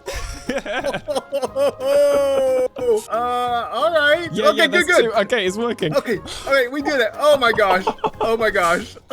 Great. I'm glad you were over here. What are you doing over here? I was just building finishing off my Froglight shop. It's small and very temporary and just looks like 3 balloons or something. Yeah. But The yeah, balloons. Yeah, it's awesome. I'm so glad you did this because I've done these in the past and I wasn't ready to do another one. Yeah, it was pretty fun, and I don't think I have died the entire process of building this thing somehow, Awesome. which is very rare. So you're charging, let's see, 32 for 2 diamonds? Yeah, and then we're gonna have That's a good rate. 64 4 diamonds. Oh, actually, I was gonna do it. Hang on, we're going even cheaper. Okay, yeah, that's a deal. It's Like a deal that. for a There we second. go. That's how that's worked. That's much more. Have you seen these rates for these shulkers? That's a much more reasonable rate. Oh, not these, but yeah, like 5 diamonds for a single shulker box. What? What is this? Wait. It is a single shulker box, right? Okay, I just want to make sure it wasn't like a shulker box full of shulker shells. Then I was like, okay. I have like, you know what? Hang on a minute. I know. Hang on a minute. Just wait right there. Okay. This is unacceptable. I gotta fix this. 12 seconds later. 5 diamonds for a shulker box. Come on now. What do you have? Oh, you're doing a pop-up shop? Actually, we'll do. What do you think? 2 or 3 diamonds?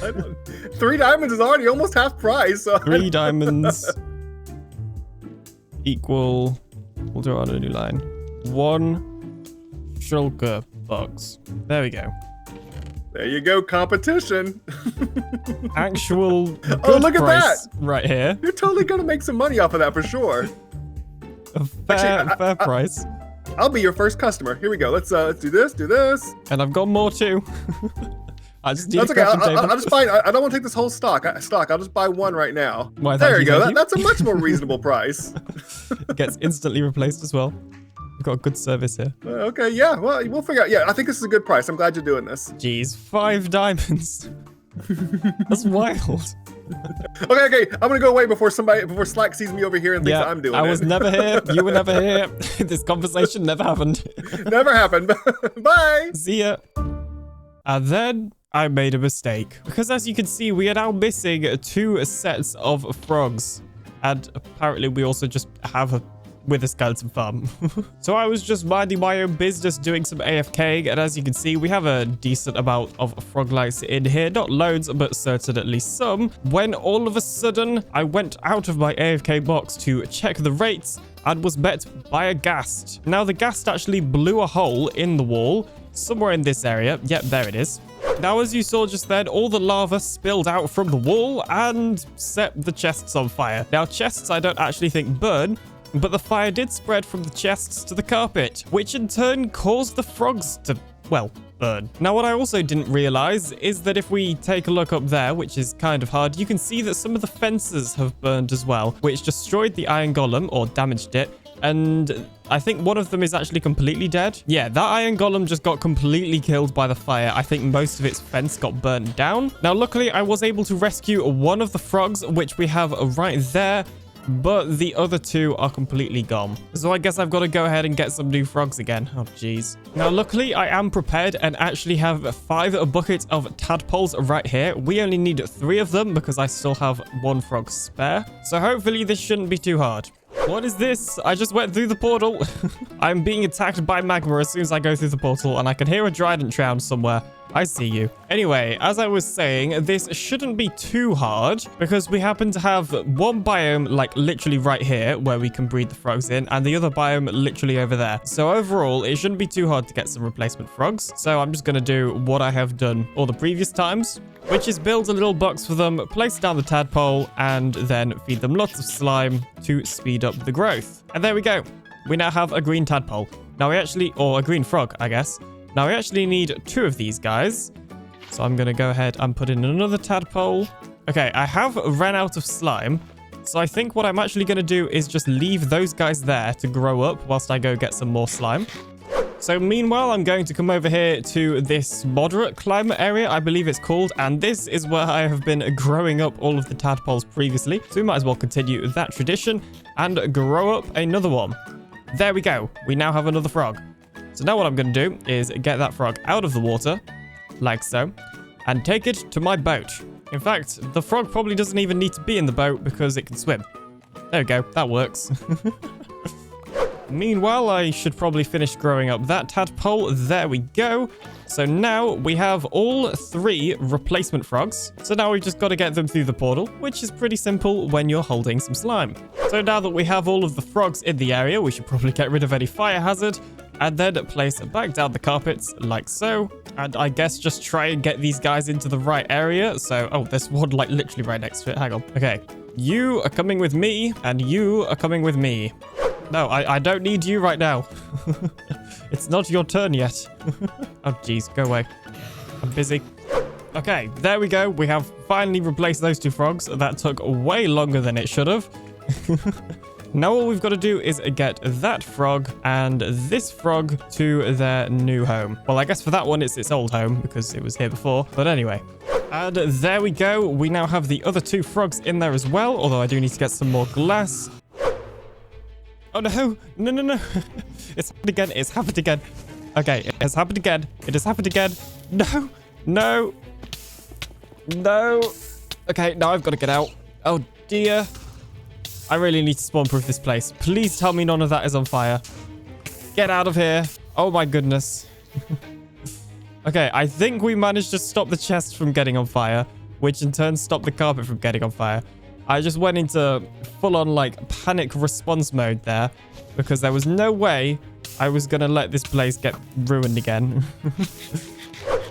But anyway, what a... Ow. Oh, my gosh. I hate this.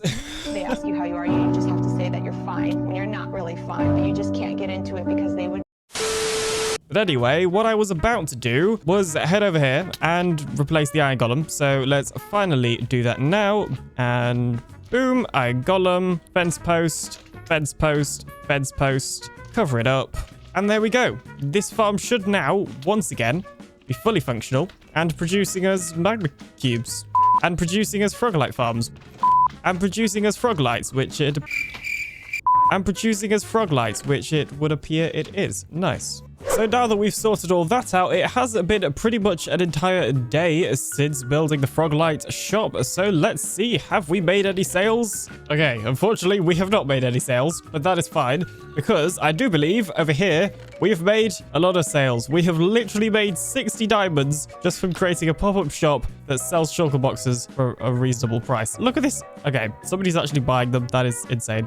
But anyway, now conveniently, I also happen to have a little bit more stock. Now, there are certainly some things missing from this area. For example, there is like no spawn proofing. There is also no decoration here. However, that is going to come in a future episode because I have a whole lot of plans for this area. So I don't want to decorate the Froglight farm yet until I've built up my other plans. So literally right outside of the bastion, we have part of a nether fortress. And if we go inside that nether fortress, you will find death, apparently. Oh dear. Hello. What you'll also find is the bastion has generated over the nether fortress, meaning inside of this bastion, there are actually fortress spawn spots. So one of my plans for this place is to turn it into a mini fortress farm. That's why we keep getting wither skeletons spawning in and dropping to the ground, because somewhere around here, they're spawning and, well, dropping to the ground.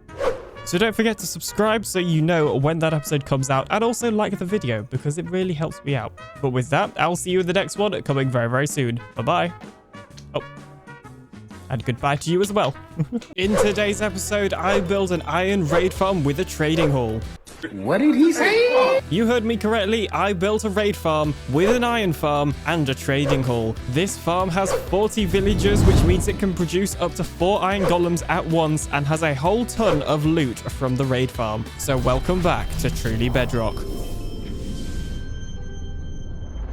But before we get into all that, I've had an idea. You see, in between episodes on a live stream, I've actually gone end raiding and got an absolute ton of spare diamond gear, even more elytras, and some more shulker shells.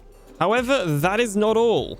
Well, you see, I'm basically already selling shulker boxes cheaper than the shop over here for 5 diamonds, and I also happen to own smithing template upgrades, which are being sold for 20 diamonds. So my genius idea is to literally copy this shop and just plop another one here. I have all the resources to make an exact duplicate of it, but just change the color of the wool to my colors. So honestly, I think we just go for it and literally just straight up copy this shop. And there we go. I have literally made a shadow shop of the one behind me, and just to make it a little bit more authentic, I've added cobwebs and vines, which will eventually grow down over it to make this thing kind of look a little bit old and forgotten, because nobody needs to go to this shop anymore, because this one's over here selling things for even cheaper. So I'm selling elytra for 10 diamonds still. I'm selling shulker boxes for 3 diamonds, and then I've had netherite upgrade templates for 18. This is technically a 2 diamond discount from 20. I know it's not a lot, but I just wanted to be annoying. I'm going to be honest. And despite what Smurf has been saying in his video, I do still have the original netherite upgrade template in my ender chest, which is why he couldn't find it in any of my chests. But now we've got those shenanigans out of the way, let's get to our iron raid farm trading hall. Now, the first step to any iron raid farm with a trading hall is to have a pillager outpost. Like this one, I happen to have already claimed in a previous live stream. Hello there, my good sir. But anyway, we have the first step to any iron raid farm, but we of course need a design. So it's time to head to another world. Now, if you've been around the channel for over half a year, you may recognize this. This is an iron raid farm I built on Minecraft Season 4, which is an old SMP I used to play on. So at the top here, you can see we have the iron farm part, where obviously the villagers are and the iron golems spawn. And then if we go down, you can see here we have the kill area as well as the storage. Now, there are a couple of minor modifications I want to make to this farm, but pretty much everything is going to be exactly the same. Now, in 1.21, they did change it so that mobs spawn on the center of a block instead of on the edge. Now, previously, because mobs were spawning on the northwest corner of a block, we could put a glass block in the head, which would push them off. So I assumed that because they've changed it so mobs spawn in the center, this will no longer work. But as you can see over there, if we fly away a little bit and then slowly fly back towards it, we should see some pillagers spawn any second and get pushed off. There you go. See, look, they instantly spawned and then got pushed off. So I'm guessing the change to mob spawning actually only affects regular mob spawns instead of structure spawn spots. So we actually don't need to change the lower part of this raid farm design at all. Also, if you're wondering, this is obviously where the original outpost would be. I just destroyed it for ease. So now all we need to do is put a trading hall on it. So originally I was going to put the villagers here, which is the AFK spot. However, they weren't linking to the beds, which we had in the middle of the raid farm spawn area over here. Well, I guess technically also the iron farm spawn area. Just the spawn area. So I decided to put the villagers around the edge of the farm.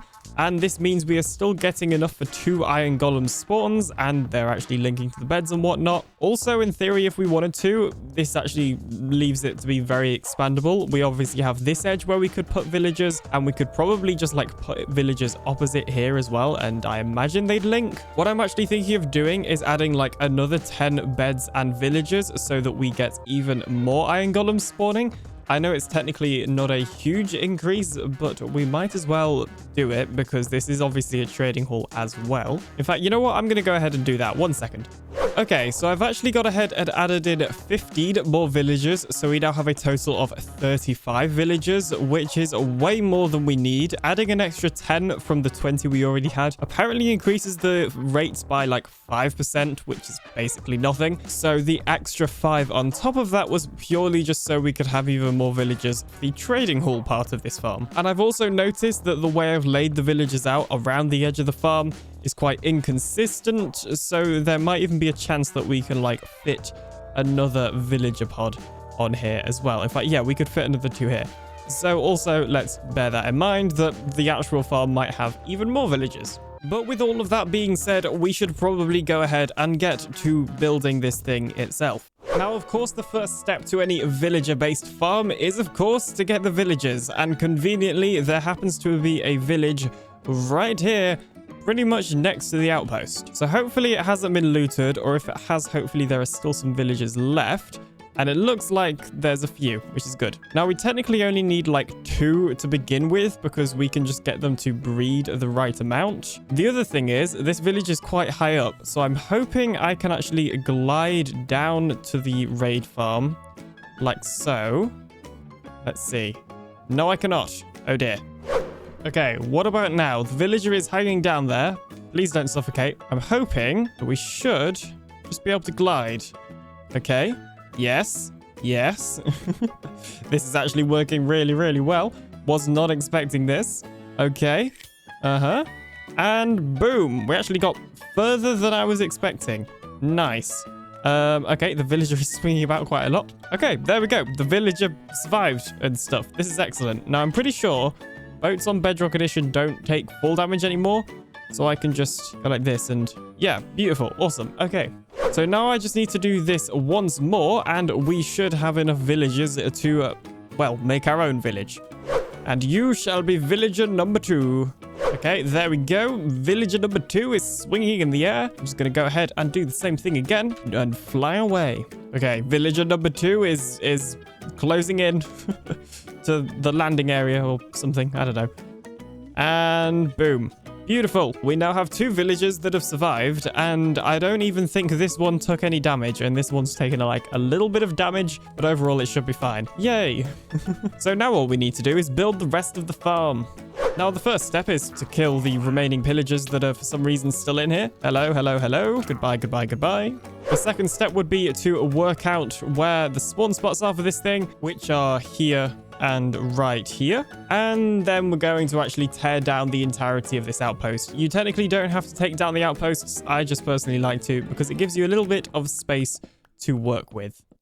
And with that, we have now successfully removed the pillager outpost and are left with 2 floating blocks, which are of course our spawn spots. So the first part of the farm we need to build is the lower kill chamber so that we can actually kill all the pillager captains that spawn and get the ominous bottles. The first thing we need to do is figure out which direction is west, which thanks to Foxy No-Tail's armor stands pack we can see is this direction. So we're just going to go ahead and encase this thing in glass blocks like so and put a glass block there. This will push the pillagers out. And then essentially we've just got to push them into a trident killer so that they can then get killed. It's actually very, very easy.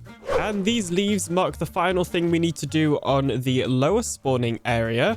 Well, obviously, other than like the redstone, I mean like the general... Ow, ow, that is a lot of death. But anyway, as you can see, we essentially have the infrastructure for the first 2 trident killers in place now. And as you can see, it's already spawning an absolute ton of pillagers. And we've already had a couple of pillager captains as well, giving us ominous bottles. And one of the things that has just occurred to me is I actually don't have a ton of iron, so it's probably a good idea to get the iron farm section of this farm built so that we can then craft a load of hoppers for the actual item storage. So it's official, we're building the top spawning platform now. Let's do this. So now would be the point where I transition to a time-lapse, but we don't really have the time-lapse stuff on Truly Bedrock yet. So just imagine that there was a really cool time-lapse here. Whoa. Well, I'm yet to add in any of the water, but we have the majority of the spawn platform built up, although we don't have like anything built up like below that. not even the drop chute. So we have this spawn platform pretty much built up now. Obviously, we don't have the drop chute in yet, but the reason for that is because I actually want to go ahead and temporarily cover up this hole so that we can get the villagers in here to breed, because my thought process is if we can get the 2 villagers to breed inside here with the right amount of beds, then this is a big open space where we can then boat them out here, which is where our villager trading hall area will be. And I'm about to hop onto a live stream where we're going to go ahead and do all of that. So, well, hopefully it won't go wrong. What could go wrong? How hard could it be? You know the drill. Why, hello there. So 1 live stream later, and it's safe to say I have been pretty busy, so let's go over all the things I've done. First of all, I have got ahead and bred, is that the right word?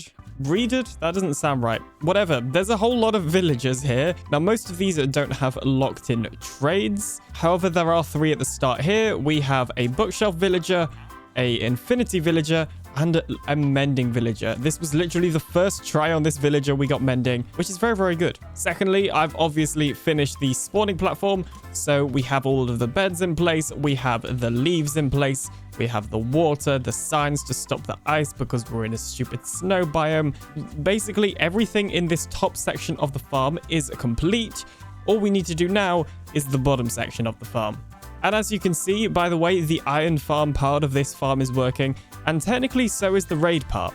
So whilst we still don't have the lower trident killers in place, meaning we can't automate getting the ominous bottles, we can go ahead and manually kill those pillagers to get ourselves an ominous bottle. We can then go ahead and drink that ominous bottle and wait here at the AFK spot, if I can fly to it, for approximately 30 seconds.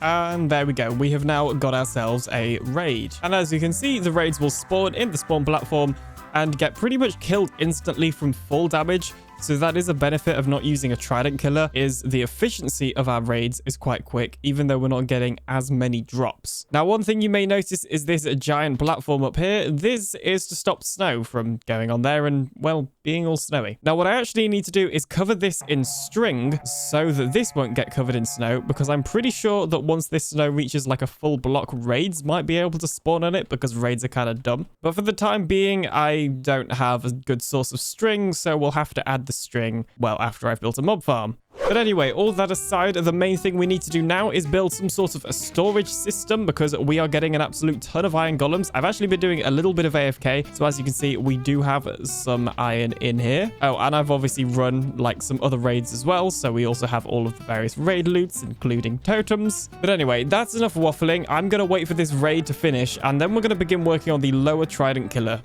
Well, whilst I was waiting, I was doing some villager re-rolling, and we got density for 64 emeralds. That is a lot of emeralds. That is too expensive, sir. But moving on from ridiculous trade prices, let's work on this lower trident killer, which is actually very, very simple. So we need to place some blocks here, because that is how we're actually going to power this thing. And we also need a comparator. Let's see. Ow. Okay, you know what? Maybe before we do anything, we should just go ahead and kill these guys before they kill me. Jeez. Anyway, as I was saying, so we should just be able to put a comparator here and wrap some redstone dust around it so that we have a comparator clock, and then connect up those together. Now you can see there that those trapdoors are flapping. If we then turn off the trident killers and put the tridents on them, like so, turn this on, and there we go. We should now have a fully functioning trident killer. So I'm now going to fly up to the AFK spot and watch as some pillagers spawn, and... oh dear. Okay, I've just realized I have indeed built it wrong. Basically, we need to have a minecart underneath each one of these that the mobs will actually get, like, pushed into. Otherwise, the trident can't reach them, obviously. Luckily, that is a relatively simple fix. We should just be able to whack those guys. And if we are very, very quick, we can place down the rail and the minecart. And okay, there we go. One minecart is successfully in. Now, if we throw down this trident, you know what? We may need to, like, put mending on this thing because it's going to break very soon. Okay, come to me, XP. Thank you, thank you. So there we go. You can see right here, we already have one pillager successfully captured. So now, if we go ahead and finally throw in the tridents and do the minecart and then throw in the trident on this side, we now have the trident killers successfully built up. Then it was time for the storage. And as you can see, progress has been made. So first of all, I have added in this water stream, which is going to drop the items down here. And then we have, or will have, 5 item filters here. Now these are for the 5 different levels of the ominous bottles. I thought we might as well separate them just so they're out of the way from the rest of the storage. It will then come around here. And I think the plan is to have it go this way and then sort of loop back around and have all of our regular item storage right here. So, I mean, probably about like that. There we go. Now, raid farms are one of the farms that produce the most amount of items compared to like any other farm. So we are going to have a pretty decent amount of item filters here. And I'm going to be honest, I don't think I have enough chests or enough wood to make any more chests. So I think it's time for a tree chopping montage. And one short tree chopping session later, we now have an absolute ton of spruce logs, which we can turn into chests. Well, I guess technically we turn them into planks first, and then we turn them into chests. And just to spice things up a bit, we'll even turn some into hoppers. I know, it's really so exciting. So if I've counted everything correctly, we should need 12 individual item filters, and then obviously just some chests on the end for unorganized items. So here are 12 double chests, and we're going to add 3 on the end for our general unsorted items for all of the armor and whatever else we get. And not too long later, I now have the other row of chests in and hoppers, as you can see right there. So all I need to do now is build up both sets of item filters and then add the water. And then we should have a fully functional item storage system for this wonderful iron raid farm. With a trading hall, you cannot forget the trading hall. With a trading hall, you cannot forget the trading hall. So in terms of the design for this item filter, it's a slightly modified Impulse SV item filter to remove the repeater so that it's more reliable on Bedrock Edition. So all we'd need to do is add some filler items in here and the first slot of whatever item we'd be sorting. And this one would actually work as long as we put a piece of obsidian here so it reaches the push limit. So essentially all I've got to do now is copy and paste that item filter to all of the other slots in this sorting system, and then we'll be done. It's a pretty simple process. Update, I have made a mistake. So it turns out because of the power of Bedrock Edition, this item stream is not actually going to work. You see, if I go ahead and put in an item here, you can see that it should get aligned on that chest and fit perfectly in the hopper, but it's not because there's a direction that this doesn't work in. In fact, it might even be 2 directions, I can't remember. So that means we got to rotate the entirety of this item filter, which is not really what I wanted to be doing today. So I think what I'm actually just going to do is continue the chests going along here like we have, and basically just hook up the items from here into there and just, I don't know, I have an idea. It's kind of hard to explain. Let me show you. Jeez. And as you can now see, I have successfully rotated the entire item storage, or in other words, just rebuilt it. And it has all of the redstone in the back right here. Basically what happens is the items will come out of this auto dropper where they'll go along here and then into the item storage. It's pretty simple. And as you can see, all the redstone is indeed in place in the back as well, although there is a polar bear attacking me. I also have some appropriately named filler items right here, which is just some dirt called Sub to Alien. Which reminds me, if you haven't already, don't forget to subscribe. Why, hello again.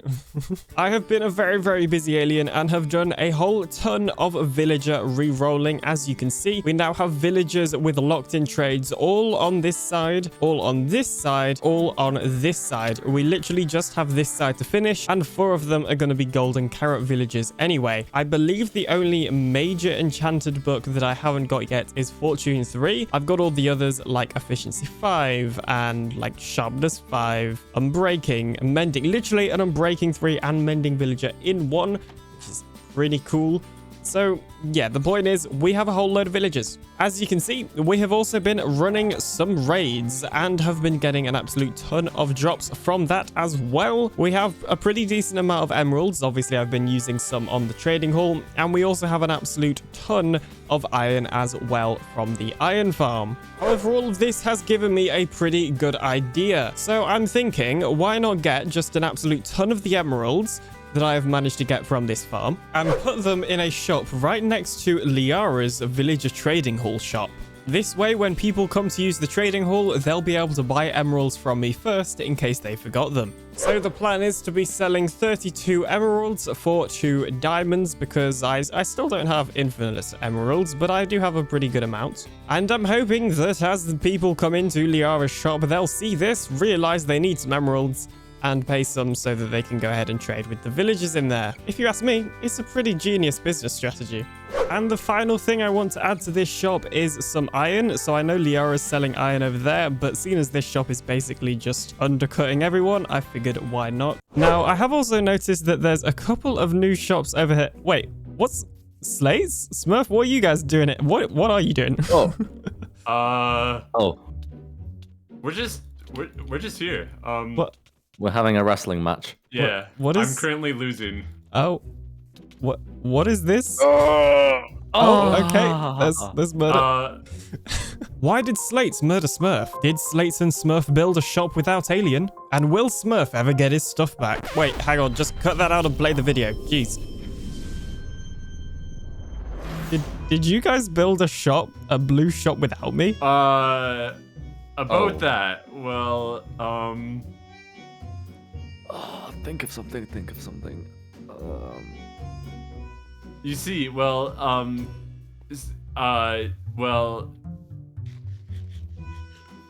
maybe there might be a chance that we might have forgotten you. Wow. However, we would like to bring you on, right, Smurf? Right? Yeah. This is we were making. Why is it raining? We were making an invitation.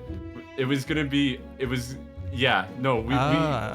like a surprise. It was a surprise, exactly. Yeah. No, that was it exactly. Yes. Of course. Surprise!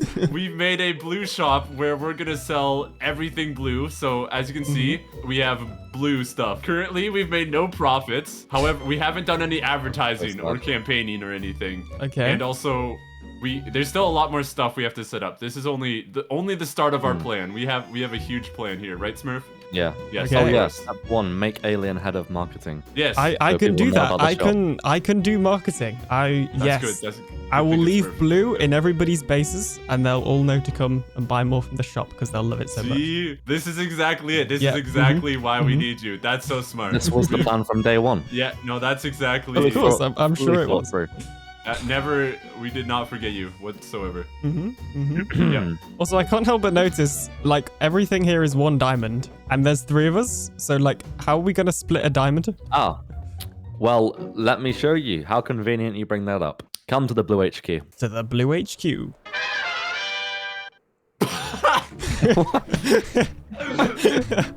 Sorry. Magic.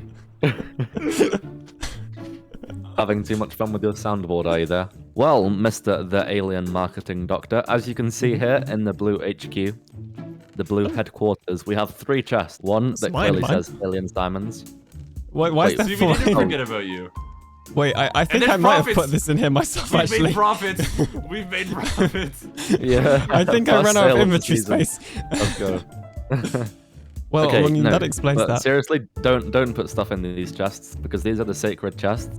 Each time somebody goes to pick up the diamonds that we definitely are making from the shop, we split the diamonds into 3 because all numbers divide by 3, and we put them evenly into the chests. If there is 1 or 2 diamonds left over after dividing into 3, you put them in your chest because you were the one that picked up the diamonds. So what you're saying is I need to AFK at the shop so I always get the diamonds. Oh. But before we do that, there's something else we need to do. Because I need XP. You see, XP is something everybody needs. UP, IP, and XP. And everybody knows what one of the best sources of XP is on Bedrock Edition. It is, of course, a Guardian farm. Like the one Mr. Lizard has built over here. So in today's episode, we're going to build a Guardian farm. However, this is not going to be any old Guardian farm. You see, I've actually claimed this wonderful monument for myself for my future base location. However, because I'm completely a professional, I haven't actually planned out exactly how I want my base to look like. So there's a good chance I may just build this Guardian farm and then have to tear it all down to make it work with my base design. So in today's episode, I want to build a temporary starter Guardian farm that you could probably build on day 1.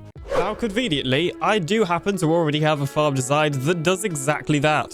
So this is my early game Guardian farm tutorial. Basically, it just takes a single spawn spot and pushes the Guardians into Trident Killers, as you can see here. Now, we are going to be making a couple of adjustments to this thing when we build in the actual world, but for the most part, this is the plan. Now, one of the big adjustments that we're going to be making is I'll probably end up utilizing like multiple spawn spots. So we'll just pick like 4 in the corner that are close together and kind of just use both of these. But otherwise, the farm is like basically exactly the same as what we're going to build.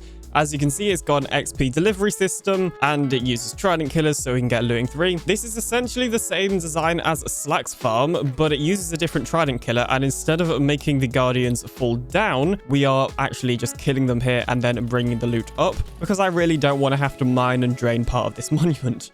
Now, of course, the first step to any Guardian farm is actually raiding it and getting rid of the stupid Elder Guardians. So I've got a couple of things here. I actually don't have, like, basically any gunpowder, so I can only afford 2 TNT, but I'm sure that'll be fine.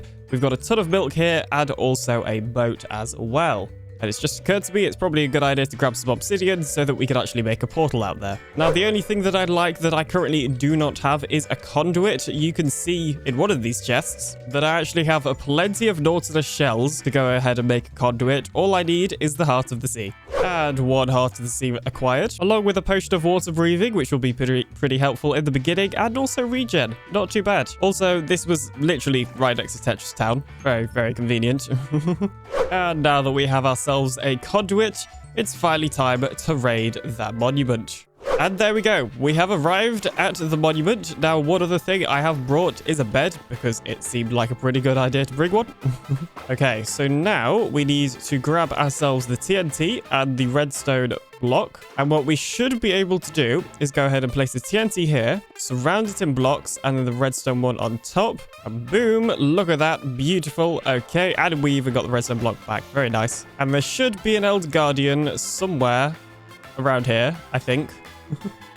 No, that's not an Elder Guardian. That is a regular Guardian. Oh, yay, I found one. Okay, hello there. It is time for you to be smacked with my sword. There we go. That is 1 Elder Guardian gone.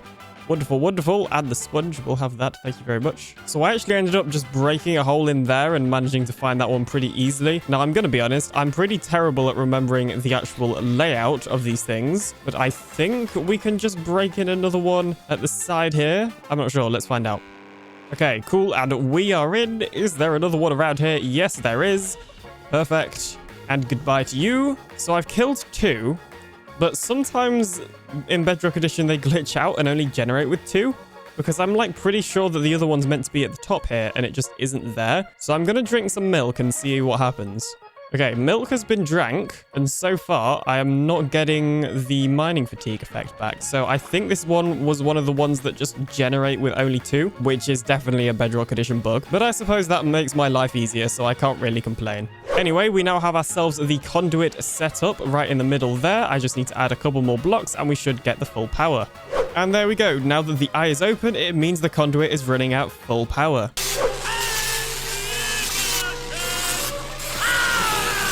So the next step is to block off all of the Guardian spawn spots. There are 25 different spawn spots in an ocean monument in total. We only need 4 of them. Now, conveniently, Mad Hatter has a resource pack that actually makes this very, very easy. So that should be all of the spawn spots that we need to block off. And the way to block them off is to just simply place all of the blocks in these columns so that there's nowhere for them to spawn.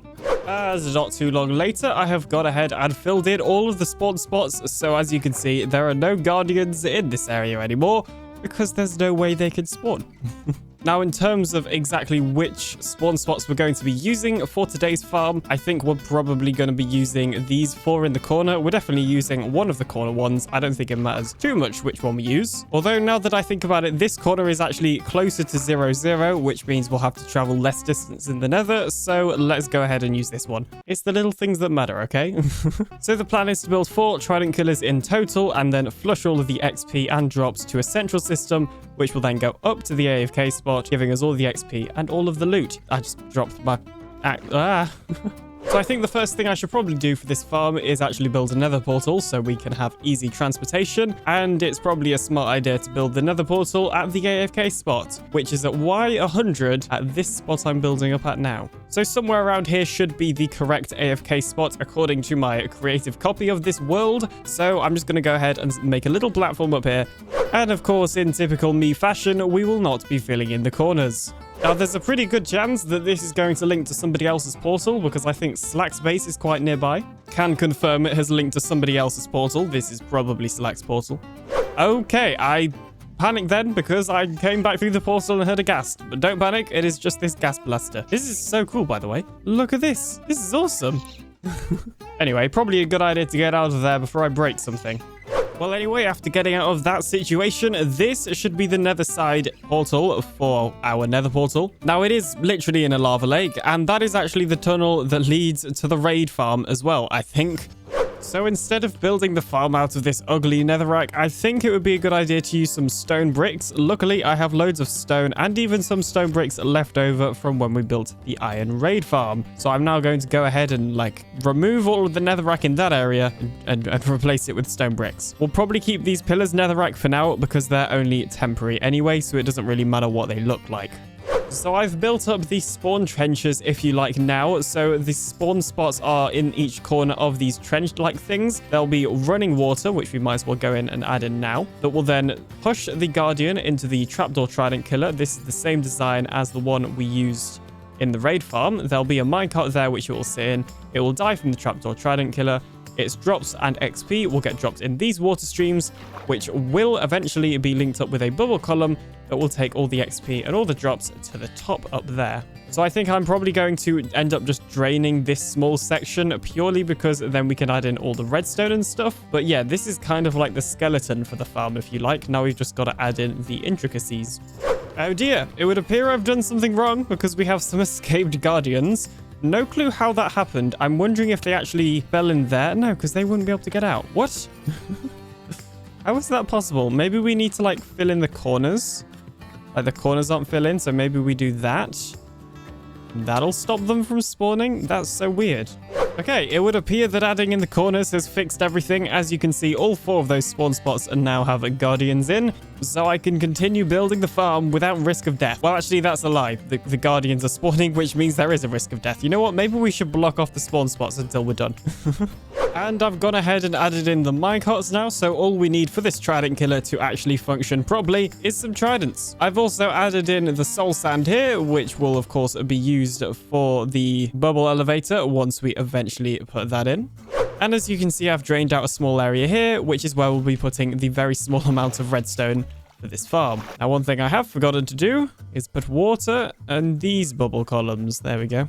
So I do only have 2 tridents spare, but I'm thinking we actually go ahead and steal the tridents from the raid farm, purely because we've got an absolute ton of ominous bottles from this farm now that we're not going to need to run the lower trident killers that often, so we might as well just use these tridents. Also, I'm going to go ahead and put mending on these 2 because I really don't want them to break again.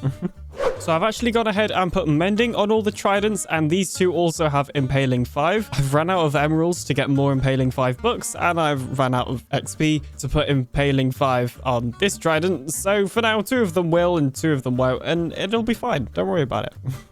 Okay, that is literally all the redstone we need for the trident killers. So all we should need to do now is actually throw the tridents into the trident killers. Hang on a minute, I've missed a step. No one panic, I have missed a step. I completely forgot to waterlog these trapdoors. If we do that, then we will get the impaling 5 effect on the tridents. Okay, now we should be able to go ahead and throw in the tridents like so. And now if we turn on the trident killer and fly up to the AFK spot, we should see some guardians spawn and get brutally murdered. Well, you know what? There's probably better phrasing for that, but anyway. Beautiful. Okay, guardians have indeed spawned and are getting killed. And you can, of course, see all of that XP getting caught into that bubble column over there. It does look like we're getting a small amount of XP getting trapped on the end of that trapdoor, but I don't think that's a huge issue. In my testing, most of the XP ends up in the bubble column. So now all we need to do is build the storage. But before we work on that, I think we should do some marketing for the blue shop. Now, I've actually already done a little bit of my marketing strategy. On the previous live stream, I went ahead and turned adequate sign to blue and yellow because, you know, I figured just randomly turning things blue is a pretty good advertisement for the blue shop. And I think that's my plan going forward, to just turn random things blue on the server because, you know, it's the blue shop. It's the perfect advertisement, if you ask me. So previously on another stream, I went ahead and turned JC's eyes red over here, but we're now going to turn them blue because we got to stick to this marketing strategy. Now, the second target for my advertising campaign is Geol Girl. Now, this does mean we're going to need to take basically all the warped stems from, well, the blue shop, but it's okay. I'll restock them. I need them for marketing purposes, okay? Now, Geol's area is already looking reasonably blue with the copper over here, although it's more of a... I can't actually remember what you call that color, but it's a color anyway. But my plan is to basically just turn one of these, or maybe both of them, completely blue. Now, Geol is evidently showing off because this is built out of jungle logs, which is, well, quite expensive. So I don't think we'll do the entire build blue. Maybe we'll just do the AFK fish farm, seeing as I did help her build it. I think this will be a lot more manageable to turn blue. And after not too long at all, Geol's AFK fish farm house thingy has been turned blue, so we're just using warped wood to obviously make it blue. And I think this is a pretty good reminder that she should shop at the blue shop. And the final thing for this prank is a little advertisement.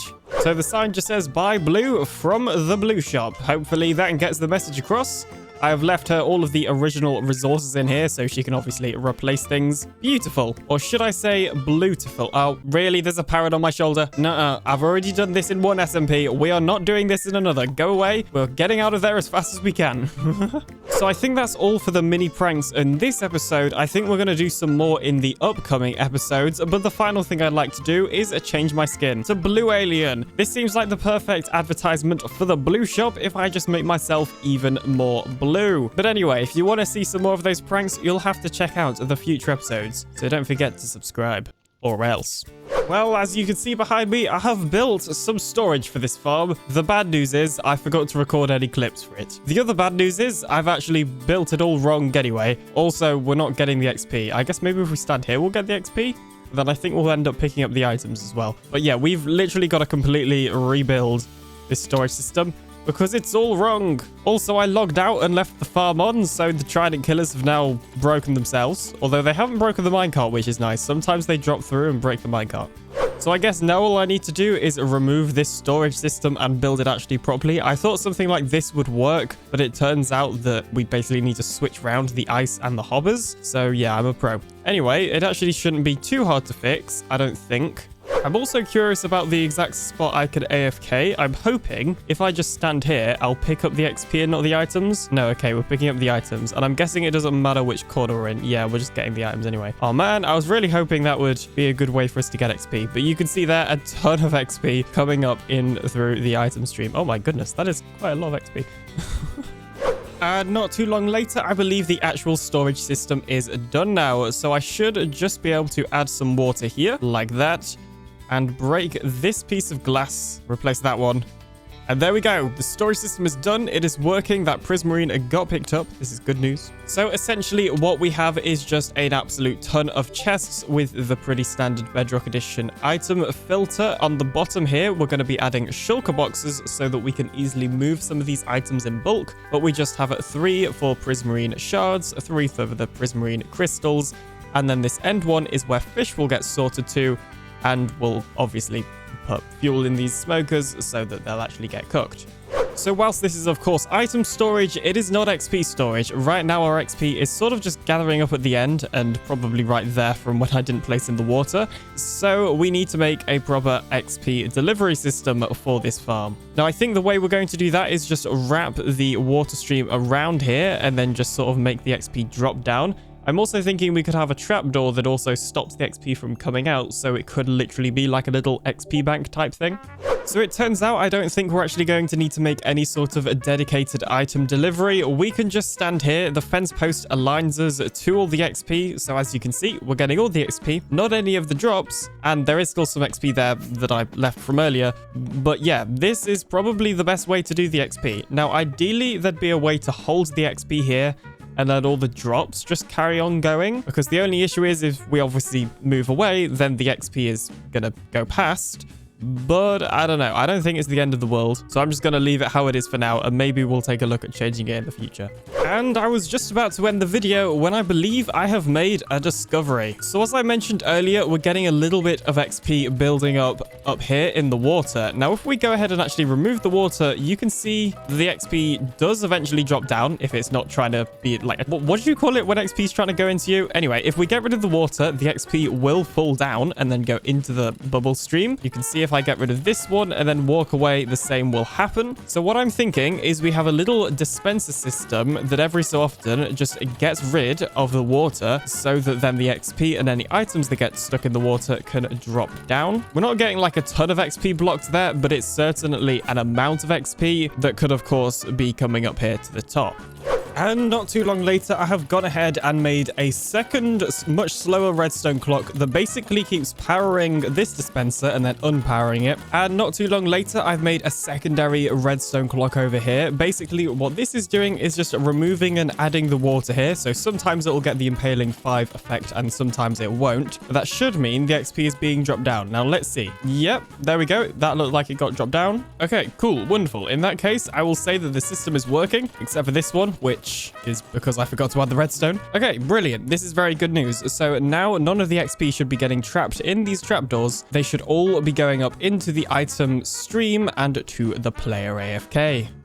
Now, I've been AFK for approximately half an hour, so you can see we have an absolute ton of prismarine shards already, and I imagine we have quite a few crystals as well. Okay, interestingly, not as many crystals actually as shards, but still a pretty decent amount. And of course, we also have a whole lot of cooked cod, and in fact, we're probably overflowing. We're not? Wow, okay, that's a surprise. And more importantly, we have 113 levels. So with that, I want to say a huge thank you for watching. And don't forget to like and subscribe today to join the Alien Empire if you want to see more Truly Bedrock episodes from me. I'll see you in the next one. Come in very, very soon. Bye-bye. I've been off the server for over a week now, and it sounds like a lot has changed. First of all, if we go down to Silent's base, it looks like there is a couple of new farms down here and a whole load of other farms that Silent, I'm guessing, is going to be making. If we take a look at the shopping district, it would appear that there is a new iron shop and there's another shop. I actually don't know what this one's selling. Okay, it doesn't look like there's actually a way to get in yet, so I'm guessing it's still work in progress, but it looks like there's another shop there. Oh, wait, it's down here. Never mind. Okay, it looks like it's a shop selling a copper. Lovely. But who cares about everybody else's shop? Because, well, obviously my shops are the most important. And it would appear... Wait, why are there eggs here? I didn't... What? Has my shop been egged? Is this what this is? Has somebody egged my shop? I'm very confused. Anyway, let's see. Oh, we've sold some totems. We've sold a ton of elytra. And, nice. Okay, somebody's even paying in diamond blocks. That is acceptable. What? Somebody is undercutting my netherite upgrades. No, this is not allowed. This is not allowed. 7 diamonds. Slack seems to have the shulker boxes covered, so we're actually going to get rid of this sign, and we're just going to do a little bit of cheeky self-promo. It also looks like a couple of frog lights have been bought as well, so overall, we have made a stack and 20 diamonds just from all of that. Now, I doubt it, because there's another iron shop over there, but I wonder if anybody's bought iron here. Oh, people have actually bought iron off me as well. Amazing, okay. It's safe to say I'm starting to become one rich alien. But enough about shops. It's dragon fighting time. I feel like that out of place, like, younger brother that's just, like, tagged in for the photo. You two are wearing matching outfits. I'm just here. Are you volunteering to do an intro? Today. Why don't you just start off your video like this? Go on then, Gio. Go for it, Gio. We're gonna go and do some kills of the flying lizard in the nether. Woo! Woohoo! To the end! Woo! To the end! Oh no, don't get me to do this. Wrong I can't dimension, say the mate. word.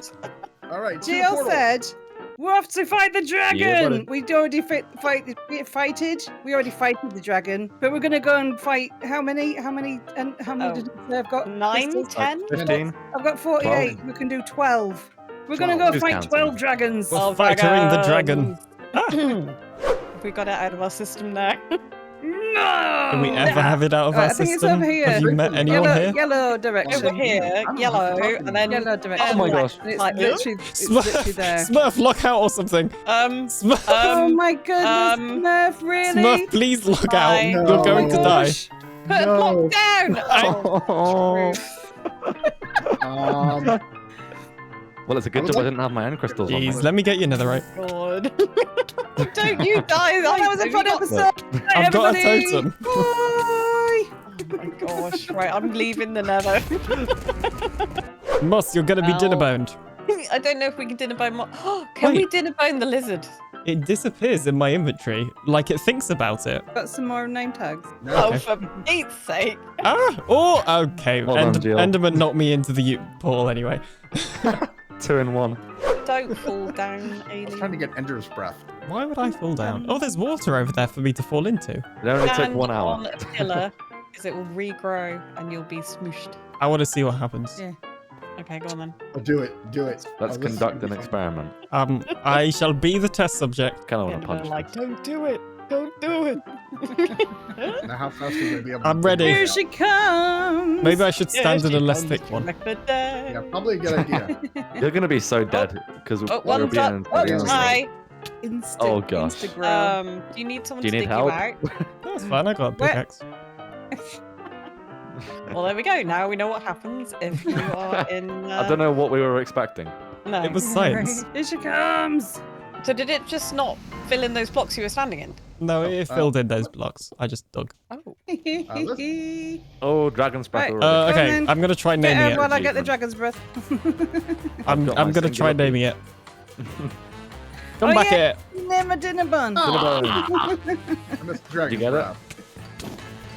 No, I don't know if you can, unless you. Probably not. Could be calm. Oh, okay. I'll just dinner bone a random Enderman. There we go. That's the way. This is the way. Can't I pick it up? He's walking on his Oh, edge. I'm gonna die. Don't. This Where is he? Enderman be tripping. I'm. There it is. Smurf, you got two following you. Amazing. Oh no, I was distracted by Dinnerbone. It's going to take forever to bring her down because everyone's distracted. Yeah. Alien's fault. Alien's fault, wow. If in doubt, it's Alien's fault. You should know this by now. Yay, GG. 1 out of like 100. Is that Yay. you or me, Smurf? Who did that one? Because we're both hitting it. I'm not sure. I'll have to check the footage. I was hitting the XP. net. Oh, almost went in the portal then. Well, I mean, it's pretty easy to come back. I think it You ready? all went in the portal. Yeah, Ready for another again, one? again. Go, go, go! And again. Right, everybody, Again. not being funny, but Oh, oh maybe my gosh. just move away from the explosives. Smurf, step away from the explosives. Oh my gosh. Aggro the dinner bone. Angry upside down Enderman. Bro, I thought you liked me, Dinnerbone. Who shot? Oh, What? that was a That bad wasn't even me. explosion, Somebody was it? shot the crystal. Somebody shot the crystal No, that I they was at. explode. They I think. explode when they load up. They explode. What? Didn't we- It's just if you just keep still somewhere safe, you'll be all right. Oh no, I'm She way just back. threw up all over Somebody you. help out. Yeah, can somebody help with my stuff? Oh, I didn't set spawn. Oh dear. But And this is luckily I why love you that. buy my overpriced totems. Yeah. I think we should put his stuff down right next to the end crystals when they explode. Oh man, I'm drinking ginger beer again. Last night I was in a voice chat and I just belched really loudly. do it. Do I'm it. gonna try. I'm not gonna do it today because everyone's Do recording. it for the vine. So, I do it all the time. I was doing it earlier. You're all streaming and I don't care. Somebody give me more stuff. Better out. Better out than I in. always do. Oh, I forgot to set spawn again. You reset your spawn. Dum-dum-dum-dum-dum-dum. Yeah, exactly. If people I will do? record I it could- and then use it against me forever. Like, add it as a blurb. Yeah. Oh, who would do that? Me. Who would do that? And now I Everybody in can this fly. room, JC. Definitely me. I will do it and I will be proud of it. Don't be dumb. Poopy pants. Poopy pants. Who did the dumb? I don't know where she Oh, gets that these was ideas. Stone. Sweet Mary Mother Someone stole my dragon Poopy breath. pants. Yeah, no, no one stole it. Sweet Mary Mother Poopy Pants. She's gonna go over here and just cry. I've got Okay. All right, everybody get your coughs, your sneezes, your burps, your farts, all of them. Get it, bodily fluids, my get it spit. out. Oh my god. Excuse me. I'm sorry.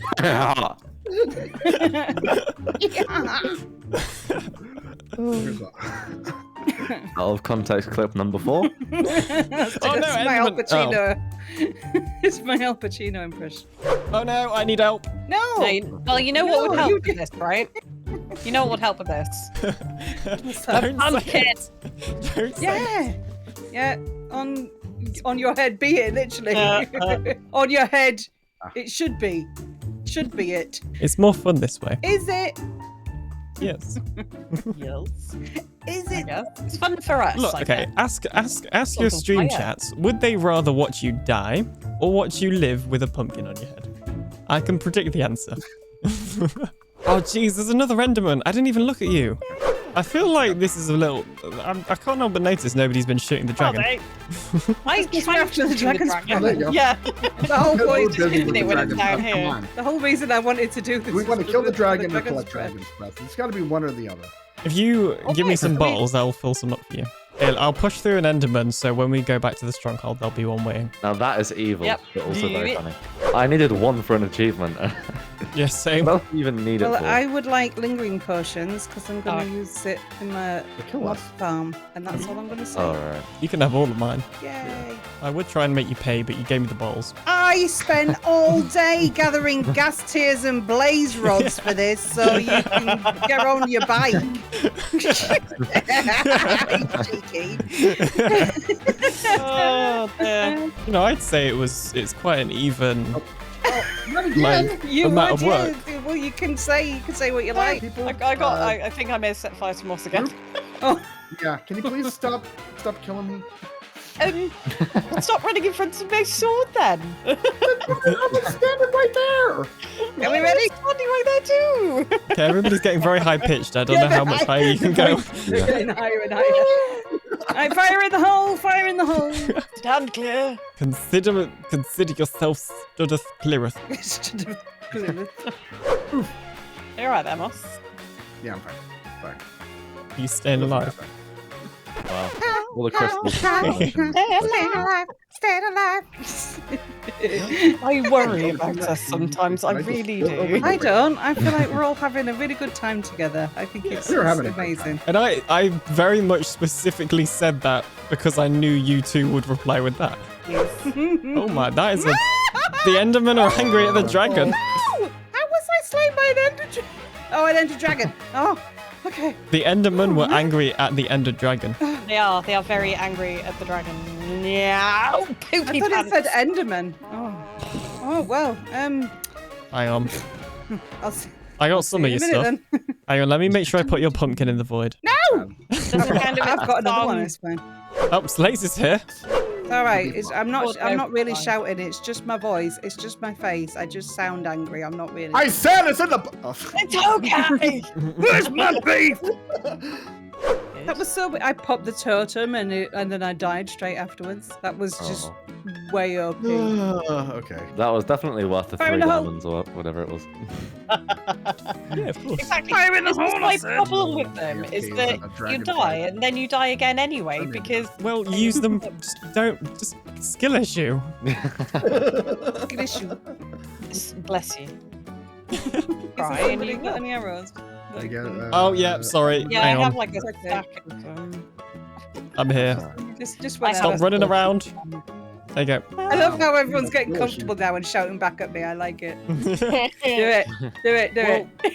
Well, it's funny because whenever you say you're shouting, I'm like, oh yeah, that's just completely normal because we're both from Yorkshire. Yeah. Just used to it. Yeah, this is just normal. Yeah. It's when we get quiet that's when you're gonna be That's when I'm scared. really scared. Gimme some dragon's breath. You know, us Blue Group, we don't have a good reputation for death, do we? No, we No. really don't. We have a great reputation for death. You Oh, guys die a no lot. one hit it unless your name is JCB. No. How did she go? What happened there? Enderman. Oh. I'm gonna have to do some serious PR on the Blue Shop to get our reputation back up, please. Yeah, this is not good for you guys. This is not a good look. And Blue guys, we're not gonna die again. Whose shovel is I don't know. wow. Oh, I missed what was said. Okay. Right, I've got That's the not it. diamond sorry, what was shovels that? on the Come floor. on. Let's prove If him you wrong. want to commit to it, then they can have it. We're not gonna take I'm that. clipping that and as on my soundboard, and it's going to be called Evil Moss Laugh. If you were children, was Alien the baby? What? Yeah, I can see that. Alien was the middle. No, I can't remember who was the middle child. Smurf's definitely the middle child, the one that's crying out for attention. And Slate's, what was it? Slate's is Wow. off to college. He's about to, Yeah, he's about to leave. Oh, that you're naughty all the time. Because you're the middle child and you don't get enough attention. So if I'm the youngest, does that mean I'm the cutest? Oh. No. Ask Smurf. It's too moist. Yeah, he is the moistest. So unfortunately, mid-recording, I ran out of disk space, but all that you missed is we managed to kill the remaining dragon. Smurf and Slates also built a little house, and we had a screenshot in there. I'm closing my eyes. Smurf's got his chin on Alien's shoulder. Bless. I'm just resting my face. It's okay. He's getting that rainbow dribble on you. Yeah. Well, luckily, my shoulder's very moist. I knew you were going to say no, it. my shoulder. I was going to say, it's a good job my eye isn't soggy, because if I had a soggy eye, then it would definitely be going on your face, but it's just moist. Oh, who got the I fart on? Excuse me? What? What? In this episode, me and my friend Smurf build a mega slime farm with 6 different slime chunks. It took hours to build, but produces an absolute ton of slime balls. So welcome back to Truly Bedrock.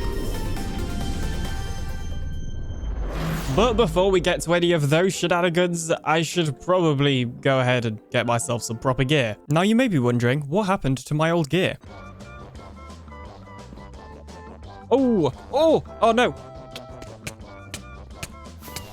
Explain! Ah. So at the end of that stream, I actually did begin working on rebuilding up the gear. As you can see here, I already have a maxed out helmet, and I think, yeah, I have a maxed out Silk Touch pickaxe as well. And I've started enchanting some other bits and bobs. Luckily, we of course have the Iron Raid Farm Trading Hall up here, which has been a massive help in getting the emeralds and the enchanted books we need. Of course, a couple of episodes ago, we also built the Guardian Farm, which has been helpful for getting experience. And along with that, we of course have the Mending Villager over here at Blue HQ, which is going to be a massive help for me getting lots of mending for all of my different gear.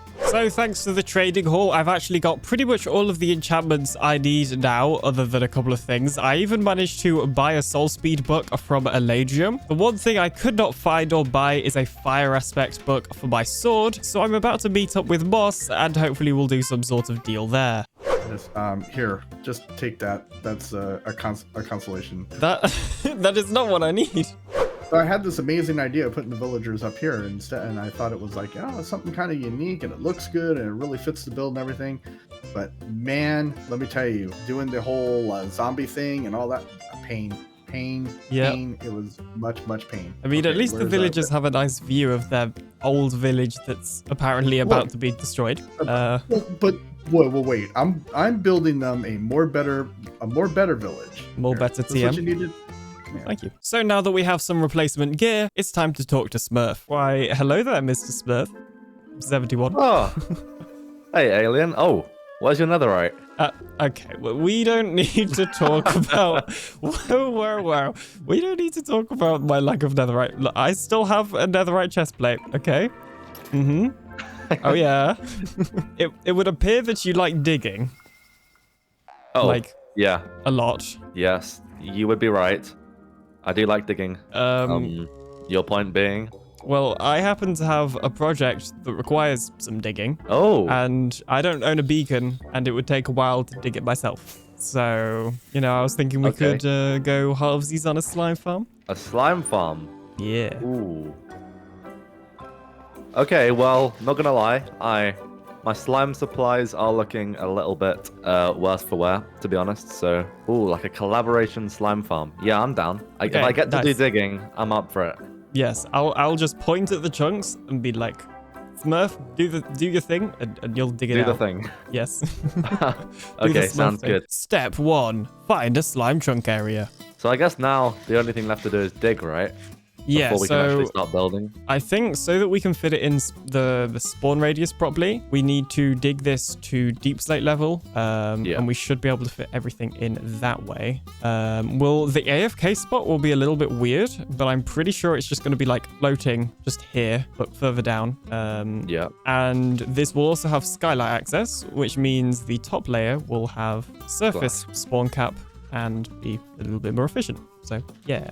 I know these things. Of course. 100%. Of course.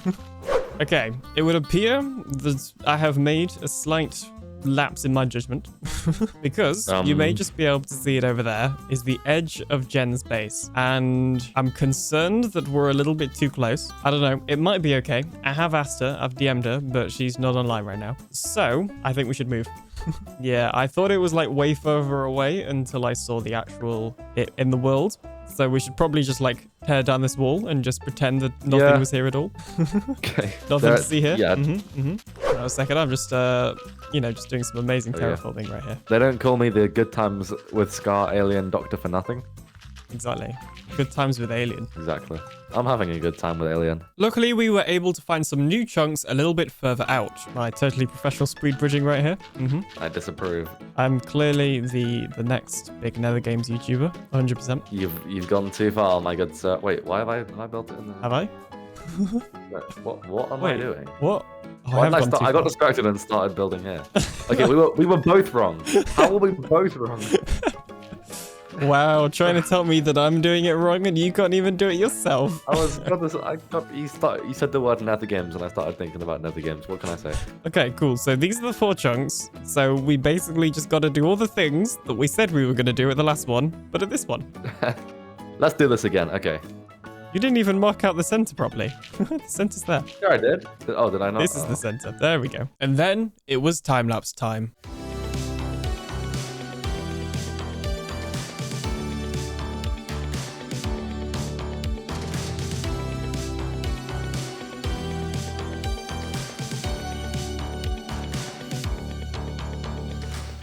And then we realized we needed to dig some more.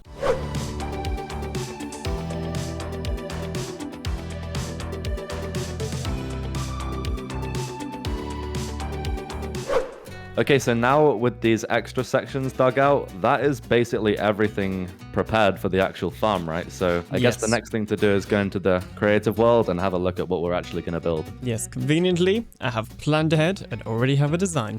So this is an old SMP I used to play on called Minecraft, and on this I built a slime farm that I designed like years ago. Really?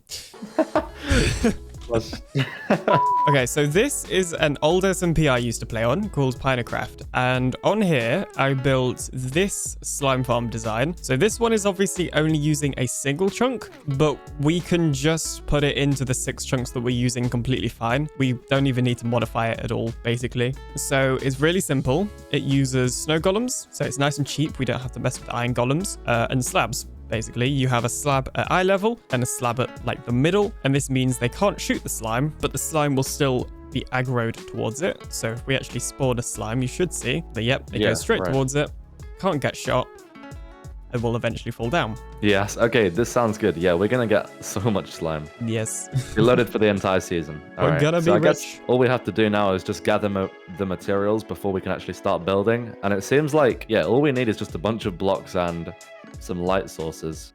Okay, so it turns out that material gathering took like no time at all because we just have everything in our chests, but the only thing that we don't have is a flip. I'll do that again. A bunch of bumpkins. A bunch of bumpkins. Okay, so it turns out that material gathering didn't take very long because we literally just had everything already in our storage systems, except for one thing, which is pumpkins. We don't have many of those, but I'm pretty sure I know somebody who does. I have an idea. We haven't. You know what? Ignore that. Just cut that part out of the video. I don't know why I said that. I believe Eladrium has quite a large pumpkin farm. Why can't we record? I don't know. We can't record anything today. Or just this clip. I believe Eladrium has quite a large pumpkin farm. Sorry, I started talking. As you said oh that. my god. Okay, I'm ready. I believe Bro.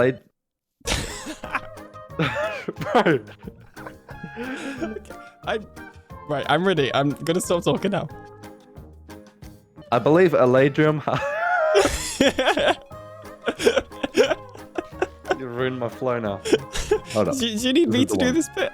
I believe Eladrium has quite a large pumpkin farm right next to his trading hall, so I kind of just want to buy some pumpkins without his permission because, not gonna lie, he doesn't really play at the same time as us. Yeah, it'll be fine. He won't notice a thing, and I've got quite a large wallet. It'll be fine. He'll never notice. Oh my gosh. You do have a lot of diamonds. Where have you been getting all these diamonds from? Oh, I have some very successful shops for passive income. Yeah. I'm assuming you're not referring the blue shop, which has made 0 sales for like a month. Okay, I believe it's this one down here. Guess there's only one way to find out. I mean, there's signs of life, and I'm pretty sure Eladrium has like a lot of villagers, so this is looking promising. There's an iron farm and villager input, second island. Let's just... Oh, sorry, I keep not closing the gate on you. Let's try this portal. This portal gives me promising vibes. I don't know why. It's just calling my name. I can see some signs of life over here. This is a moss farm, I think. Okay, moss is not pumpkins. Oh, wait, hang on. Oh, I see it. Oh, here we go. How did we miss this? I have no idea. How did we miss this? This is literally right here. Okay, I was starting to think I was going crazy. I knew he had like a huge pumpkin farm. I've got the resource pack on that turns all my sheep to have my face on as well. So this sheep farm looks great. Oh my gosh. Oh, his farm's full. We're literally doing him a favor. Yeah. Let's just do some work for... Okay, his pumpkins are restocking so fast. What the heck? Well, how many do you think we need? Probably a couple of stacks, I think. Well, we've got the last item we need, I'm pretty sure, so... Oh, hang on. We got to pay. Oh, yeah. No, I actually forgot. Okay. Yeah. He'll just... Where should we leave these? Just right here. He'll... Yeah. There you go. He'll find them eventually. Wait, hang on. There's something very important that I need to do to these 5 diamonds. Is there an anvil? Yeah. You need to make them buy at the blue shop, right? Yep. There we go. Beautiful. Much better. You know what? I'm just going to move his diamonds 1 block forward and see if he notices for literally no reason. Fortune pick go burr. Hang on, I have an idea. He'll never notice. Yes. And then it was live stream time. Me and Smurf were able to build the entire farm in 1 stream, which was pretty impressive. Okay, so after however many hours it's taken, we have completely finished the farm. The only thing it's missing now is the storage. But as you can see, it is completely producing slimes as it should be. And they're all just sitting down there and despawning because we haven't got any storage collection yet. So I think with the storage, what we can probably do is get some hopper minecarts underneath the magma and then an item elevator to just like shoot them up through the wall or something and then up to the AFK spot. I think that would look pretty cool. Oh yeah. No, that sounds good. It's always nice when you can see the items moving. Okay, so the first thing we need to do is put some rails under here for the hopper minecarts. And I think the easiest way to do that would just be to literally remove all of the magma. Make it a bit easier for ourselves. Yeah. So are the rails going on this block right here? Yeah, the one that I'm mining. Yeah, so I think we should just put the powered rails in a row like this. And that should be enough. And then for the bits that are under here, we'll have to power them with redstone blocks. But the others, we can just use a lever on top of the magma. Okay, and then this one will just go like into the wall. And we'll have a hopper minecart unloader in there and a bubble column. So I think before we do that, we should do what we just did on this one, but to the other 3. Okay, so we've added in all the rails underneath all the different magma. So now all we need to do is extend the rails over to the wall where we'll have a hopper minecart unloader.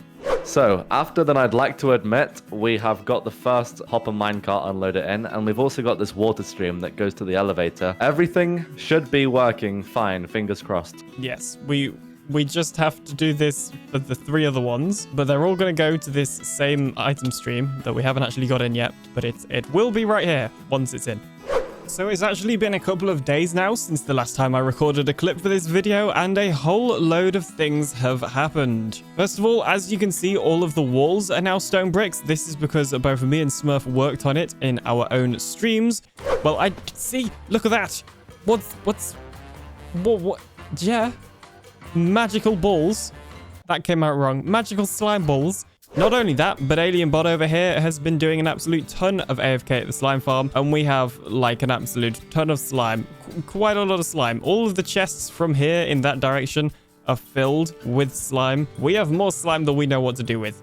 So I just switched over to AlienBot, as you can see right now, because AlienBot has access to spectator mode, and it would actually appear that 3 of the hopper minecarts have stopped running. So that one's not running, that one's not running, and then one of the ones on the sides aren't running as well. I'm guessing that one. So I think what we need to do is add an on and off switch so that the hopper minecarts are not running if the farm is not being loaded. Otherwise, they'll get stuck like they have now. But otherwise, the system is exactly like we said. There's just a hopper minecart unloader, which leads to an auto dropper into this water stream, and then eventually all the water streams lead into this bubble column where they'll eventually go to the top into the storage. And there's no sorting system because there's only one type of drop coming from this farm.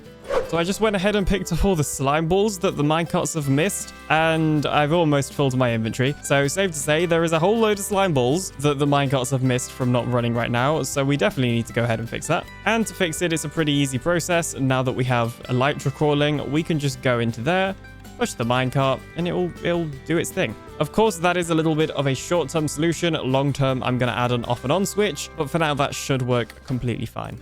But with that minor issue sorted, I'm going to say a huge thank you for watching. Don't forget to subscribe so you don't miss any future uploads, and I'll see you in the next one. Bye-bye. In today's episode, me and my friend Moss Logic build a super efficient fortress farm, and then we take on 2 withers at the same time. Welcome back to Truly Bedrock. Why, hello there, Moss of the logical variety. Well, hello there, Mr. Dr. Alien. I'm just chilling under here. It's good for my back. Wait, Stretched out every often. Oh, yeah, there we go. Let's see how silly this is. Just 2 dudes underneath the crafting table. That's right. I hear we're making a fortress farm today. Yes. So the idea is fortress farm. Okay, this is good. I have done no preparation for this. Do you have a fortress? Yeah, actually, I know where the perfect one is. Do you want to come with me? Oh, yes, please. So we set out on an epic journey to the fortress. I mean, I'm just gonna follow you, so if we crash and die, then it is completely your fault. I'll list you on my insurance. I get the feeling that you would be denied then. Oh dear, I'm not saying I'm already lost, but I am already lost. Like a lot. Like, I'm in a cave. Oh, I've gone too far. It's too far, man. There you are. Reunited. Oh, hey. Oh, there we go. Look, I found a safe spot. Oh, what? That I have. What is? Yeah. Come on up here. Why is there? It's natural generation. I promise you. Oh yeah, just in the new update. Yeah, that makes sense. Okay, so I have a confession. What have you done? Okay, so I didn't do much. Put the sword away. There's no need for aggression. Okay, look. Just come with me.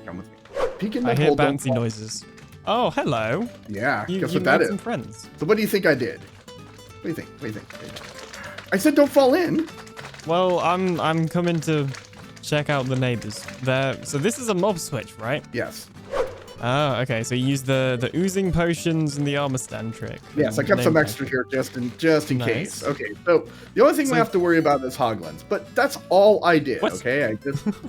Well, that's all I did. So mob switches aside, let's take a look at the design of this farm. Mainly Moss found this design by Arch Thunder. Originally, it uses Skulk catalysts, so all the XP goes into Skulk, but we decided to just come over here and collect the XP, or we may just burn it for lag reasons.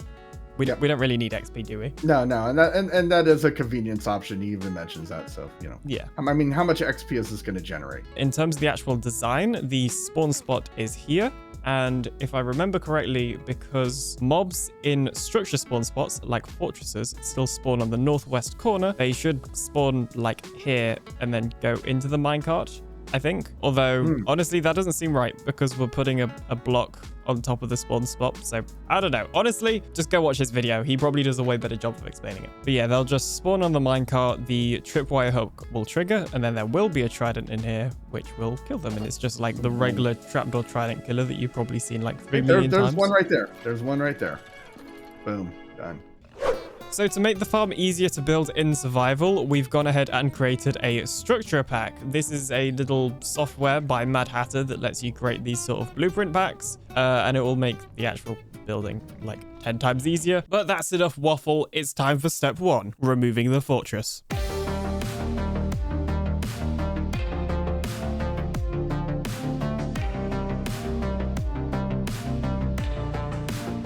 Well then, Mr. Logical. Well then, Mr. Alien Doctor. We have done stuff and things. And now we need to do more stuff and things. So Yes. So all we need to do now is actually build the individual modules. Now I believe you have stuff, right? You have materials. I have stuff and I have things. Wow, look at this. Got ourselves a minecart in. That's probably the most painful part of this. Yeah, I mean, from here, it should literally just be placing in blocks, I think. Hang on. Yeah, it's literally... So yeah, literally from here, it is just placing in blocks, a little bit of redstone. I got all the campfires. Okay, I'll be trapdoor man, and you can be campfire man. Let me get my handy campfire putter-outer tool. Call the shovel. I don't respond well to being birdificated, okay? I'm a moss man and I'm okay. I don't need glass and I don't need hay. You're both just sitting there thinking about what you said. Hang on.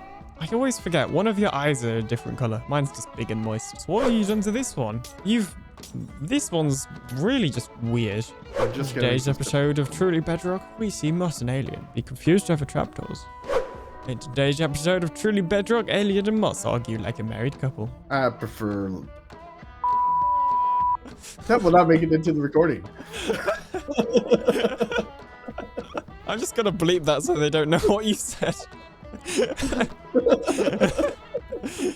Have I mentioned that this inventory is killing me? This inventory no. is killing me. And I really want an inventory update. When I'm not placing blocks, I'm losing my mind. Give me some slots. Have you not completed one yet? I just did. Are you proud Wait, of that's it? your first one? My first one. What? I've done like 3 in the time you've done. I know, and I've been confused. Mossy Wossy, please could I have some more tripwire hooks? So I think we've actually completed the farm now. We just need to add in the storage. Although I have just noticed we're missing like 2 iron trapdoors there. But other than that, the farm is complete. We need to do AFK spot and storage. And then we should be rich with many skulls. Yes. Oh, yes, yes. I set up an AFK spot here. It's not very safe yet. Clearly. I actually have an armor stand down here, so that way we know we could use Foxy's pack and know exactly where we need to spawn proof. So in terms of spawn proofing, it doesn't look like there's a huge area to do.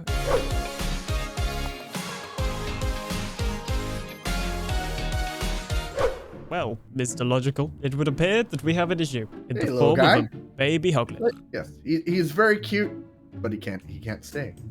So these baby hoglins are spawning, and they're not triggering the tripwire hook, so they're not triggering the trident killer, so they just stay there forever and ever. This is an issue, but I do have a solution. But it is a dangerous one. We may die. Oh, wait, you're okay. So you see these guys over here? Basically, we just want to anger them and get them running towards us, and then dig a hole to put them in, and name tag them. How hard could it be? Probably should have thought about where to put the hole.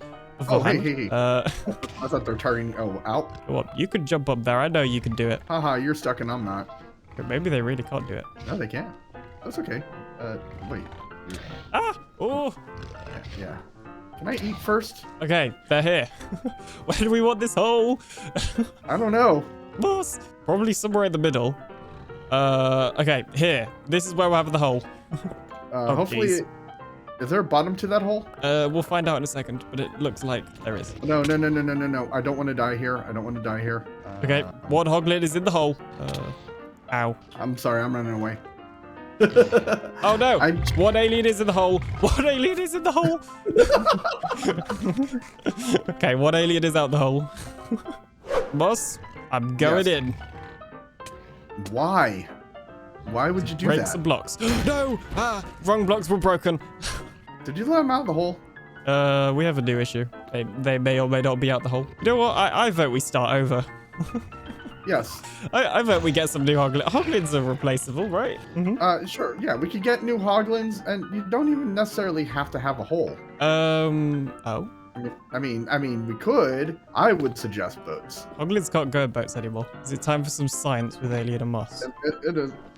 Cut to cool science lead-in. Ready for science with Moss and Alien. Doing science with Moss and Alien. All right, there's your boat. I've got one too. So now all we got to do is find a hoglin. I can't talk right now. Okay, get in the boat. Yeah, see, he just walked straight over. Oh, okay. Yeah. All right, No, well, this okay. isn't working, boss. That's good. Okay, well, no problem. Okay, one hoglin is coming our way. Okay, see if you get him to pathfind to me and. Oh dear. Out. Nope. That was There we go. miscalculation. There we go. Okay. Okay, one hoglin in. I found one. Oh yes, you did. They don't call me the alien pro hoglin Wrangler for nothing. Wrangler. Yes, perfect. Hey, I'm talking to you, Mr. Hoglin. Your teeth are too big and Try whistling. your mohawk looks terrible. Yeah, knockback doesn't. Oh dear. Well, he's on you now. That can be your problem. No, wrong way. Ooh. Wait a minute. Oh man, really? He just like walked over the hole. Come on, you gotta like get him here and then like jump over the corner. Is how I did it last time. That's how I did it, and he like just walked right over the corner like that. Oh, yes, no. Hang on. I got a carrot, buddy. He's not interested in carrots. There we go. Okay, now somebody needs to fix the hole in the hole. I volunteer myself. Okay, there's a hole in the hole. Oh dear. Yeah, so now one of them is being pushed out. Yeah, might be careful about hitting him. I think we hit him so many times. I don't know. Whoa. I got one. Only on accident. Here, I've got some appropriately named name tags whilst you're doing that.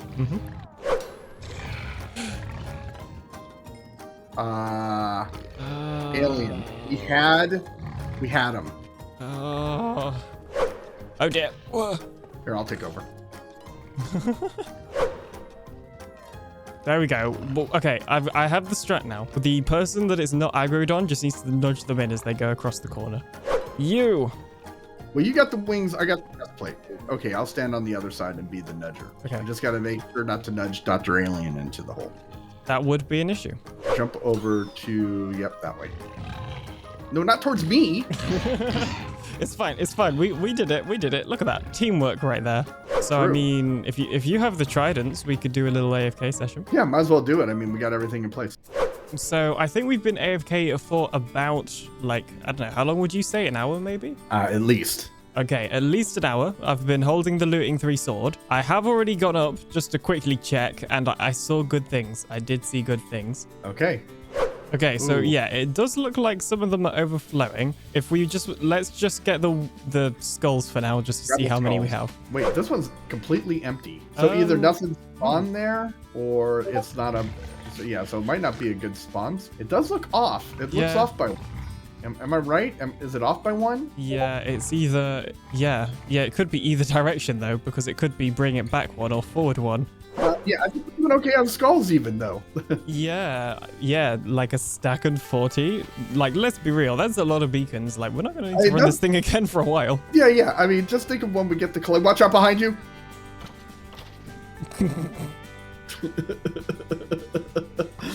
Yeah, but for now, this is definitely good. So I feel like the only logical step from here would be to fight a couple of withers. Oh yeah, we got to do that. To the wither fighting area. Where is the wither fighting area? Well, we're gonna have to find one. Here, look, I found some soul sand. Okay. Nobody will notice that it's missing. Except Hang for on. me. Hang on. See, look at that. Your netherwart farm has always been this size. You may take some netherwart. I don't mind. It's not necessarily the netherwart that I took. Okay, can I show you something? I got a couple stacks of this stuff. You didn't need to take it from my nether farm. Nope. Look at it. It's completely fine. Well, you could have replaced it. It's fine.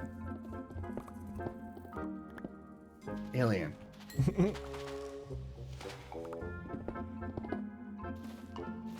Don't make me hit you with the shovel again. Nothing to see there. Okay, let me do this real. Where's so that way you don't have to deal with me sorting through stuff. But first, I just need to find this ender chest stuff. This storage system is so... It's terrible.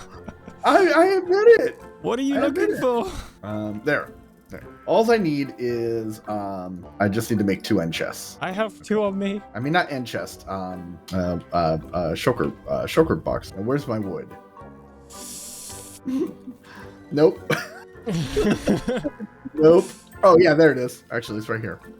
Okay. Actually, should have Yeah, there we go. Plenty of chests. What can I put in here in the meantime? I don't know why. Okay, look, I don't need all of that. I really stop. I don't think anybody's doing anything over here, so we could just dig down. We should be good here. So, how do you feel about doing 2 at the same time? Ooh, you know, it sounds like something dumb. I'm all in. Good job. Alien. Here, look, get some totems, get some instant health, because you're gonna need it. Okay, how far away do we need to dig from the beds and stuff? Oh, about 3,000 blocks. I usually, I'm more of a grip it and rip it type of dude. Here, reverse. Ooh, diamonds. Mine. Yeah, you probably need them. You're poor. Okay, I've decided that this is far enough away. Yes, Works for me. what could go wrong? So, if you want to place down 3, and I'll place down 3 at the same time. Right, 3, 2, 1. Nope, it worked. Where's my bow? Okay, so we should put blocks there. Wait. Okay, Ow. cool. Now is the time. So how do you want to do this? Like, you take one, I take the other? Oh. I don't know. I mean, do you really want to plan this out? It's not going well for me. This guy's just hiding because they're both targeting you. Where's the other one gone? Oh, I've right lost here. one already. Nope, they're right there. They're both right here. Oh, nope, here they are. nope, I got smacked. Yeah, I'm gonna pop a totem. He's fine. Oh, I survived. We're good. Oh, there's one right there. I gotta get up here so I can see. Don't hit alien. Yes, that would be bad. I can't even see them. This is so hard to see. There's one. Okay, He's like hiding out here. I'm shooting them. I need to be able to get up there so when we need to smack them. Yeah, one of them's like super close to the smacking stage. I know. Oh, what? I was just on no health. Oh, I just popped like 2 totems in one go. Okay. Run away. Wait, where are you? There you are. I'll leave this to you. Pop totem. Uh-oh. No, I'm not saying I may have hit you then, but I may have hit you then. I got this guy over here. He's almost dead. Yeah, this one is as well. Hey, look at that. He's We done. killed them at basically the same time. Dude, there's a bunch of diamonds. We mined Nice. diamonds. Yeah, I'm on no health. Like, I had no hearts, but I hadn't died. That was so weird. Ooh, diamonds. Yoink. Oh, yep. Yeah. Oh. Yeah, that's the same diamonds. Hey, get out of here. Oh, that was Dude, lava nice as well. job. That was easy. That was close. I just ran over here. I didn't see any lava. That was easy. We're professionals. I think we did enough damage. I'd say, Sorry, 1 second. Yeah, one of them's like super close to the smacking stage. I'd say we had great success for this whole adventure. What do you think? Yeah, it's been successful. Dumb was done, but we succeeded in doing dumb and came out on top. Yeah. So we did dumb, but avoided dumber. Yes. And after that little adventure, we now have ourselves the materials to craft our very first beacon. Now, the real question is, what am I going to use this beacon for? Well, I guess you're going to have to wait till the next episode to find out. See you in the next one. In this episode, I built the ultimate nether farming district. I built a crazy fast piglin bartering farm, as well as a fortress farm and a basalt farm right next to my already existing froglite farm. Welcome back to Truly Bedrock. So in a previous episode not too long ago, I built this froglite farm. It uses the magma spawner that you could find in bastions such as this one. And of course the magmas spawn, they get broken up into smaller ones, and then the frogs eat them to actually make some froglites. Now it looks like we need to do a little bit of adjusting to this farm because the frogs have somehow, well, hopped out of their specific pods, but that's a future alien problem. This is no ordinary bastion, and this is going to be the location for my ultimate nether farming district. I'm trying to record a clip here, go away. So if we pop out the outside, you can see there is a pillar from a nether fortress over here. And if we go inside this nether fortress, you can see there's a very small walkway, but the walkway basically goes into the bastion. You'll also notice that blazes are spawning. Now, blazes do not normally spawn in bastions. That is because the fortress has been overwritten by the bastion. But I've been doing some testing, and I believe that the fortress actually has spawn spots inside of this bastion, so we can make a little fortress farm right here inside of the bastion, which is what we're going to do in today's episode. So as well as that, we're also going to to be wrangling some piglins to make a piglin bartering area. And maybe we'll add a couple of other micro farms as well to make this the ultimate nether farming district. Step 1. Remove the bastion.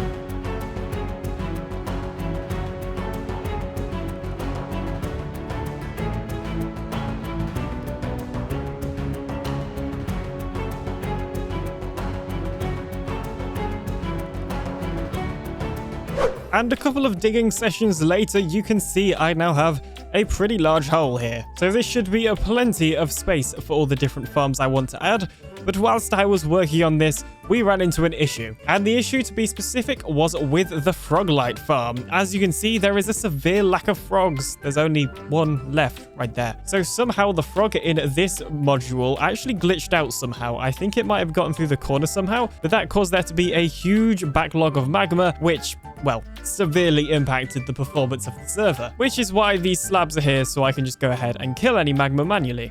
So at first, the original plan was to use honey blocks on the floor, which would stop the frogs from being able to jump out over into this central bit. And as you can see, that works great until it stops working. So as you can see, the frogs have now pretty much entirely stopped eating the magma cubes, and that's because it turns out these frogs actually need to jump in order to reset some sort of cooldown. So I actually built this on the server, and what ended up happening is a whole load of magmas came into this one spot because the frogs weren't eating them because the honey was stopping them from jumping. Now, in typical me fashion, I'm going to blame my livestream chat for that one because they're the ones that gave me that idea. But it was also my livestream chat that suggested a new idea, which is the one that ended up working. So, as has been the answer with this farm before, it seems that powdered snow is the answer. So, by putting powdered snow one block above the frogs, every time they go to jump, they obviously go into the powdered snow like that, and then just kind of fall back down instead of jumping over and out into this central bit. So it turns out I didn't need to add honey floors or anything complicated like that. All I needed was a little bit of powdered snow. And after transferring this powdered snow fix to the server, I have not had any issues with the Froglight farm. And AlienBot has been AFK for a ton of hours, giving us a whole load of Froglights to restock our shop with. So I guess now it's Fortress Farm time. But Alien, didn't you make a Fortress Farm in the previous episode? Well, that is true. I did build a Fortress Farm in the previous episode, but this one is going to be different because we can load our Froglight farm, our Fortress farm, and in the future our Piglin bartering farm all in the same area. So yes, we're building another Fortress farm. What you gonna do about it? So the first thing you have to do with any Fortress farm is of course find the spawn spots. Now this one is a little bit different because it generated over the bastion, or rather the bastion generated over it. So what I've gone ahead and done is used commands in this creative copy of the world to fill in this floor so that we can get a rough idea of where the fortress could have generated if the bastion wasn't here. I've then got a couple of command blocks. This one will kill everything except wither skeletons. This one will set wither skeletons block to an iron block, and then this one will kill the wither skeleton so we can easily find all the spawn spots in this fortress. So if I go ahead and turn on mob spawning like I have there, you can see that a wither skeleton did spawn, and it would appear the set block command did not work. Oh dear. Oh no, wait, it did. Never mind. So we now know that this block right here is actually one of the spawn spots that we can utilize for this fortress farm. So I'm going to let this run for a bit, and then I'll show you the finished product. So not too long later now, we have located all of the spawn spots, as you can see, and there's actually way more spawn spots than I was expecting, but that is certainly not a bad thing. It just means that the fortress farm we built in the last episode is even more. It just means it was even more unnecessary to build a fortress farm in the previous episode. But details, details. So I've gone ahead and removed the floor, as you can see, and the reason for that is because I have this structure block. What I'm going to do is export this and then put it into a piece of software called Structura, which will generate a resource pack in order to help us find all of these fortress spawn spots in the actual world a little bit easier. And this is the design that we're going to be building today. You may recognize it from a previous series of mine on another SMP called Minecraft Season 4. The design features a single block of glass, one block above the spawn spot, which pushes the mobs down into the trident killer below. We also have the powdered snow there, which breaks down any magma cubes into little ones so they can be killed by the trident killer. In terms of the trident killer down below, they are pretty basic, just regular piston ones. And down here we have a slightly different system that actually burns the XP. You used to be able to burn XP using campfires, I believe, but I found that no longer worked, so I'm now using lava that gets periodically dispensed and removed, and a hopper minecart underneath that. And here's that system in action. Basically, the XP will drop down here and will get burned. Meanwhile, the items will get picked up by this hopper minecart and put into this chest. So now we have the design sorted. The first thing we need to get is materials. Now, the vast majority of this farm is actually built out of glass, and conveniently, we have a glass shop right here on the server. This was built by Logic, and make sure to check out his channel. And I think I'm going to go with orange glass because it's going to match the decoration that we're going to be building in the nether farming district area. And I totally didn't almost walk away without paying then. I even have some specially branded Buy Blue from Blue Shop diamonds. So I've actually already bought orange stained glass from this shop before for this specific project, but I thought I might as well just buy even more, and then I can actually fill up a shulker box with specifically orange stained glass because, well, why not? Now, the other materials are primarily going to be blackstone bricks and maybe also a little bit of nether brick as well, which is good because it means we don't need to buy anything else because, well, we have a whole load of blackstone here. We literally do not need any more blackstone. As well as that, I have also bought out all of the tridents from this wonderful trident shop, or at least the unenchanted ones anyway. As you can see, there's still some enchanted ones here, but we don't need them. We just need unenchanted ones. So the farm construction itself is relatively easy. All I had to do was add in these sort of long tubes, trident killer at the bottom, and then a little extension off of that to remove the XP. The hard part was the item storage. Now, of course, in the nether, you cannot place down water, which of course makes item transportation a lot harder. One method is, of course, to use things like slime pushers, and this works fine, but to me it's a little bit annoying and a bit messy. And luckily we don't have to, because I came across whatever this is. So I actually stole this from Miner Moss's fortress farm that we built in the previous episode, and I also saw Slack Lizard build it on his bartering farm. Basically, the item gets dispensed out of here, it gets perfectly aligned, and for some reason the brewing stands just push it along until it goes into one of the hoppers underneath the slabs. It's a really nice little system, and it worked really well. Or at least, that's what I thought.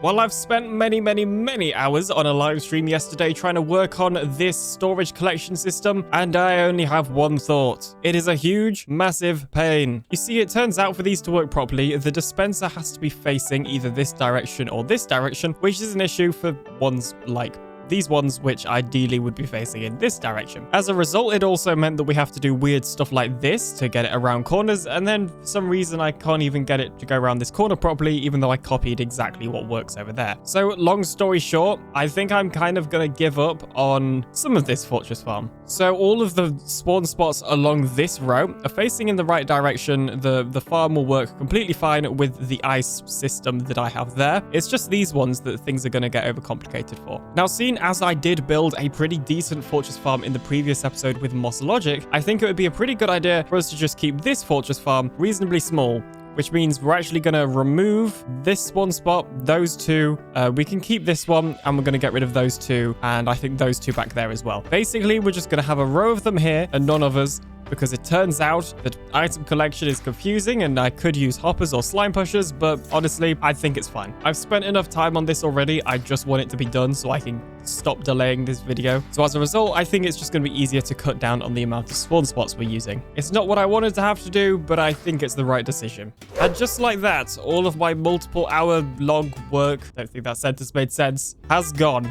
As you can see, we have mined out all of it. It's gone. We've just got these ones remaining. Now, the one thing this has probably made me realize is we're going to utilize these two spawn spots all the way in here at some point, but we've got to mine this wall first, so that'll be a future live stream project most likely. As well as that, I've started working on the actual storage itself, or more of a little bit of a mock-up plan for what we're going to do. So obviously the items come along this brewing stand ice thing, and they turn around this corner where they hit these chests, which aligns them perfectly onto this brewing stand ice thing down here, where they're half on the ice and half on the slabs, where there are hoppers underneath.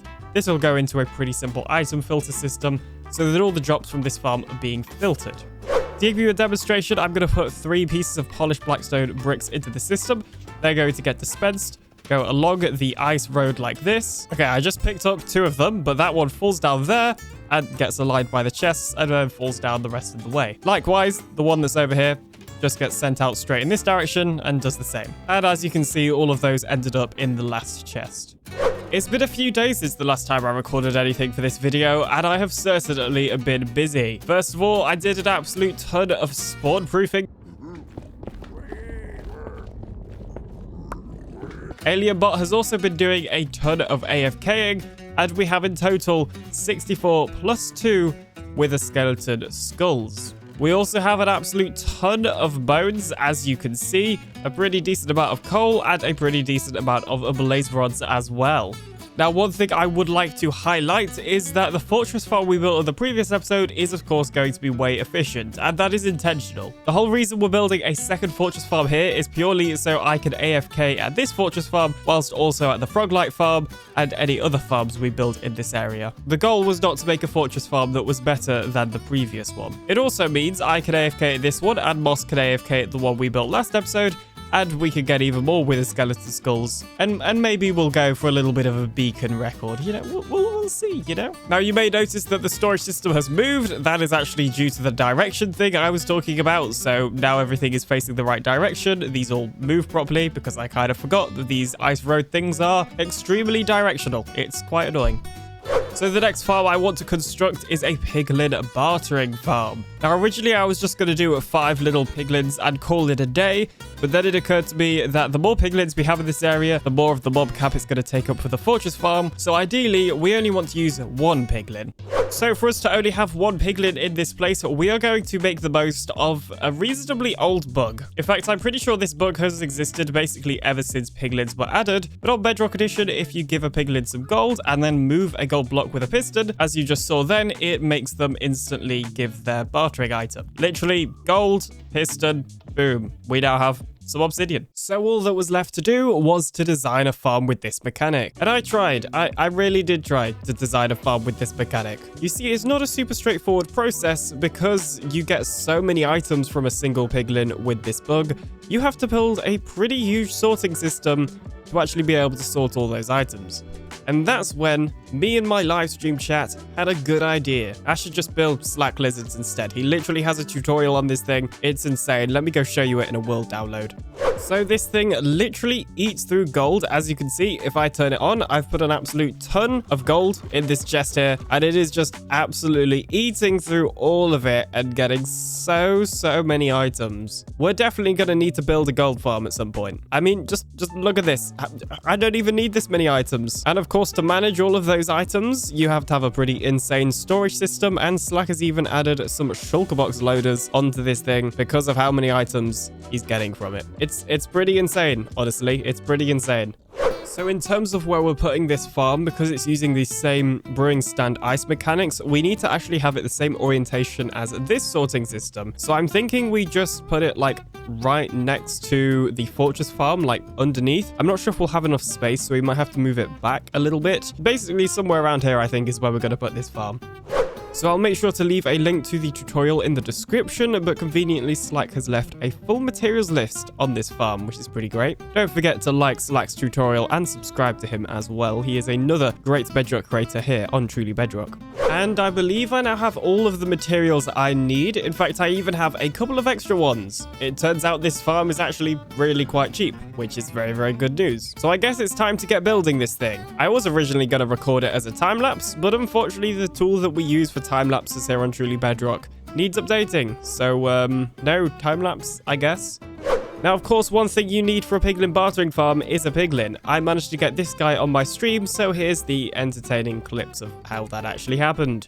I see them. I see some piglins. We only need 1 piglin, so we're probably just going to kill the rest. Although, I didn't think this through, because I haven't actually built a bridge to, like, get them across yet. Oh, dear. Oh, dear.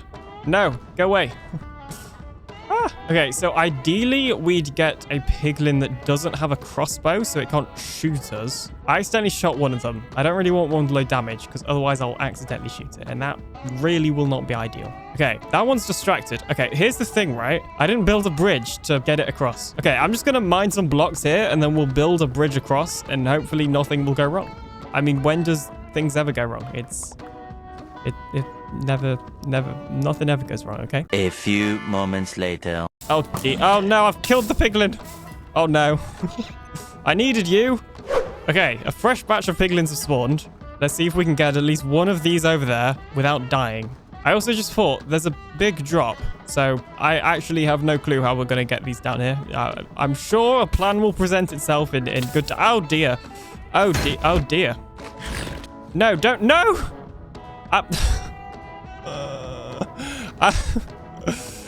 Okay. This is why you plan things out in advance, guys. Flashback. Nothing ever goes wrong. End of flashback. Okay, so we managed to recover my Silk Touch pickaxe, my axe, all of my armor, including my original elytra and my sword. It looks like everything else is gone. Yeah, it didn't land up here. Okay, so my shovel is gone and my bow. Those are like the main things that were important that I had on me. Pretty much everything else was just nothing. I guess all we need to do now then is just like get some of that stuff back. It'll be fine. We have villagers. It's fine. Okay, so other than power 4 on my bow, I think I have retrieved all of my gear or replaced it. So I guess it is time to try and get some more piglins, this time with a plan. Okay, the plan is to lure one of the piglins over this bridge and then down this staircase, hopefully without dying or popping a totem or falling into lava or burning anything or killing the piglin. There's a lot that could go wrong. Okay, well, we may be about to die, but there is 2 piglins there. One of them only has a sword, which is exactly what we want. You, we don't want because you're going to shoot me. But you, on the other hand, you can stay. I like you. You're coming with me. Just across the bridge. It's very safe. Okay, yep. And then we're going to go down here. Where should I'll put you in this conveniently placed hole I made earlier. Okay. Wah-yah! Oh dear, I missed. Wah-yah! Oh dear, I missed again. Oh dear, now I have popped the totem. This is an issue. I need a totem. Go away. Look at that stone sword. It's so stony. Here, have an egg. No, now I'm in the hole. I don't want to be in the hole. Oh, well, it got you in the hole. I mean, okay, I guess it kind of worked then. Okay, good news. Piglin is in the hole. We need a name tag. And I have just the name for you. Very, very appropriately named. Piglin, yes. Some professional level tutorial following later. We now have ourselves a storage system for this piglin bartering farm. It's a very similar system to the ice roads that we're using up there. Basically, the items will drop down from here. Once it's finished, they'll go along the ice and they'll go into all of these various different hopper minecarts that are basically operating at 4 times hopper speed, thanks to the power of the hopper minecarts and 4 of these hoppers, and all the items will go into the chests down here. It's a very, very smart system, and I tried to come up with my own on stream and epically failed. That's why I'm using this tutorial. I do prefer to build my own farms, but I don't think there's anything wrong with using a tutorial as long as you give credit. And of course, it highlights other amazing builds in the Bedrock Edition technical community. But anyway, enough about that. We need to get our piglin up to there. So there's a couple of ways we could do this. However, I think the most logical way would be using some rails, especially because the piglin has to be in a minecart anyway. Oh, okay, it would appear I have accidentally let him escape. That was not part of the plan, but as long as I can get him into this minecart, it should not be an issue, although I epically failed placing down the minecart. Okay. All right, let's try that again. Come on. Boom, in the minecart. Yes. All right, now just give him a little nudge. There you go. You can go all the way up there and into the system. Beautiful. Okay, so now we should be able to remove this rail and remove this rail. I don't think he's on a rail already, so that's great. And I think if we don't box him in, I should probably watch the tutorial to figure out what we need to do now. Okay, so it turns out that this guy is not actually in full place yet. We have to do a little bit of nudging, like so. And apparently the brewing stand that he's currently sat inside has now nudged him correctly into place, so that when he barters, he'll throw his items off, they'll align perfectly with this chest, and then, you know, go into the system and be sorted and stuff. Okay, so I believe the farm is actually fully complete now. So I have a gold block here, which is, of course, 9 gold ingots. So if I go ahead and put these 9 gold ingots into the machine, as you can see, our piglin friend starts kicking out an absolute ton of items. And brilliant. They all get sorted except for the fire res, which is getting burnt. We're not keeping any of the non-stackable items purely because I'm like pretty much out of space here, so we may have to extend this at some point. But anyway, it now means that we already have some items in this system. Now this is my entire gold supply. It's not terrible, but it's also not brilliant. Okay, there we go. The system is running. And as you can see, we are getting a whole load of items. Oh my goodness. This is crazy.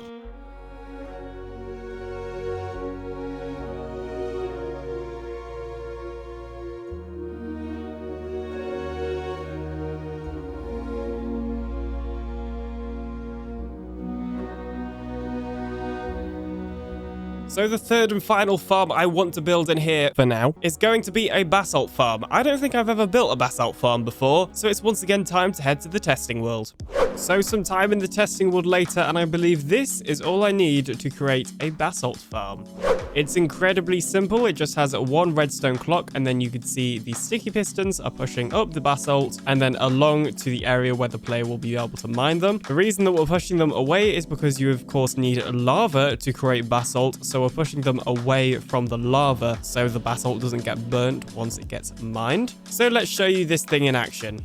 So you stand here with your efficiency 5 pickaxe and flick this lever. You then sort of aim about here and just hold down on the right click button. Did I say right click? I meant to say left click. And as you can see, we're mining all that basalt and it's being picked up by all of the hoppers down here and being put into these shulker boxes, which is very, very good. Thanks to the beacon that we have over here, this is also insta-mineable, which is also very, very good news and very, very helpful. So it's using just a pretty standard redstone clock here to push up the basalt and then along, as I mentioned, to get them away from the lava so it doesn't burn. Originally, I tried doing designs where you didn't have pistons and you literally just stood here mining it, but we were getting too much loss. It wasn't worth it. And besides, this is so much more satisfying. I mean, doesn't everybody just love pistons pushing stuff? It's like the most satisfying thing. Jeez. So in terms of where we're putting this farm, we're going to put it right here, just next to this storage system, like across a bit. I definitely mined out more space than I needed, so we've got to try and fill this. I'm not putting it up there at the AFK spot purely because we don't have a source of XP to repair our pickaxe, so we couldn't actually AFK at this basalt farm even if we wanted to. Now, it's also too small to do a time lapse, so instead what I'm thinking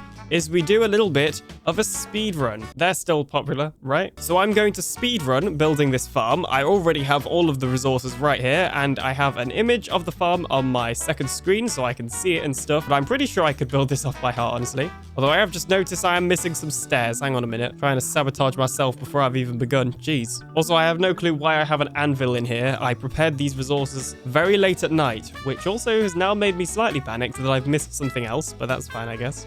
Okay, so I just started doing the speed run, and then I realized I ran into a problem. So, originally, this redstone clock was actually here, which in turn, when the lever was flicked, had this piston powered.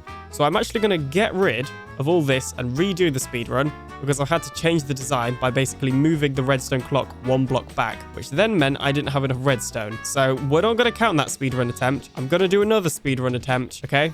This is technically my third attempt because I made the same mistake twice. But details. So let's try again. All right, so this is where we're going to go from. 3, 2, 1, go. 2 blocks there. We got a block here and a block here. I don't know why that twisted round.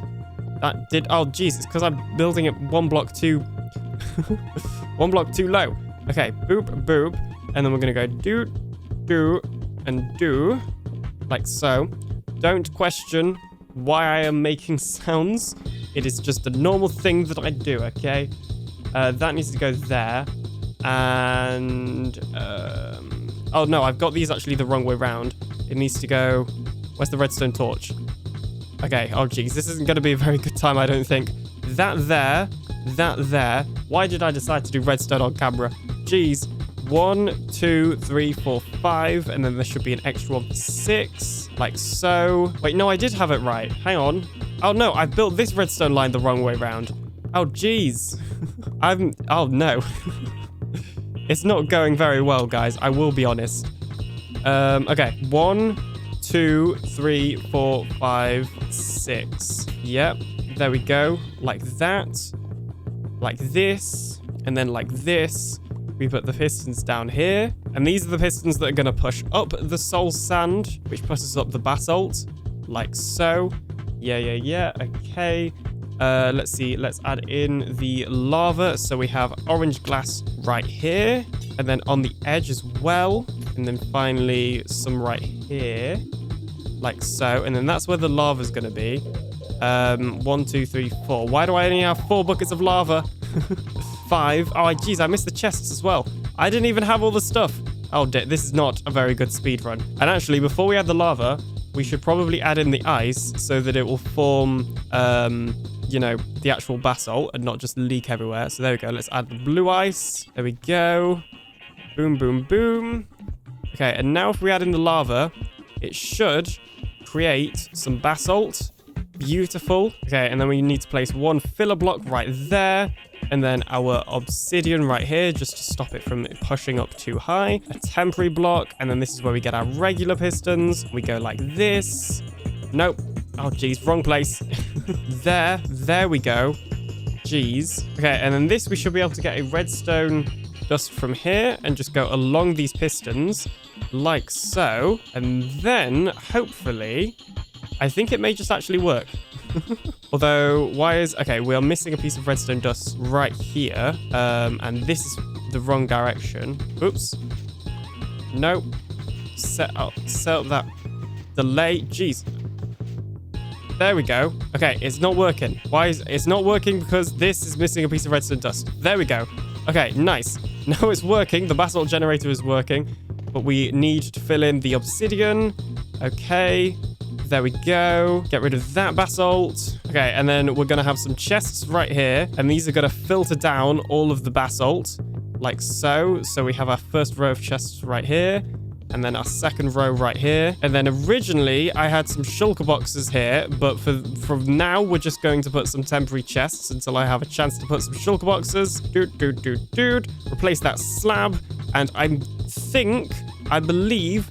we now have a fully functioning basalt generator. Yes, we do. Okay, technically, we actually need to put orange stained glass right there just to stop it from bouncing out. Then we should be good, I think. Yes, okay, we are good. We have a basalt generator. Every so often it does this because Bedrock Edition, basically.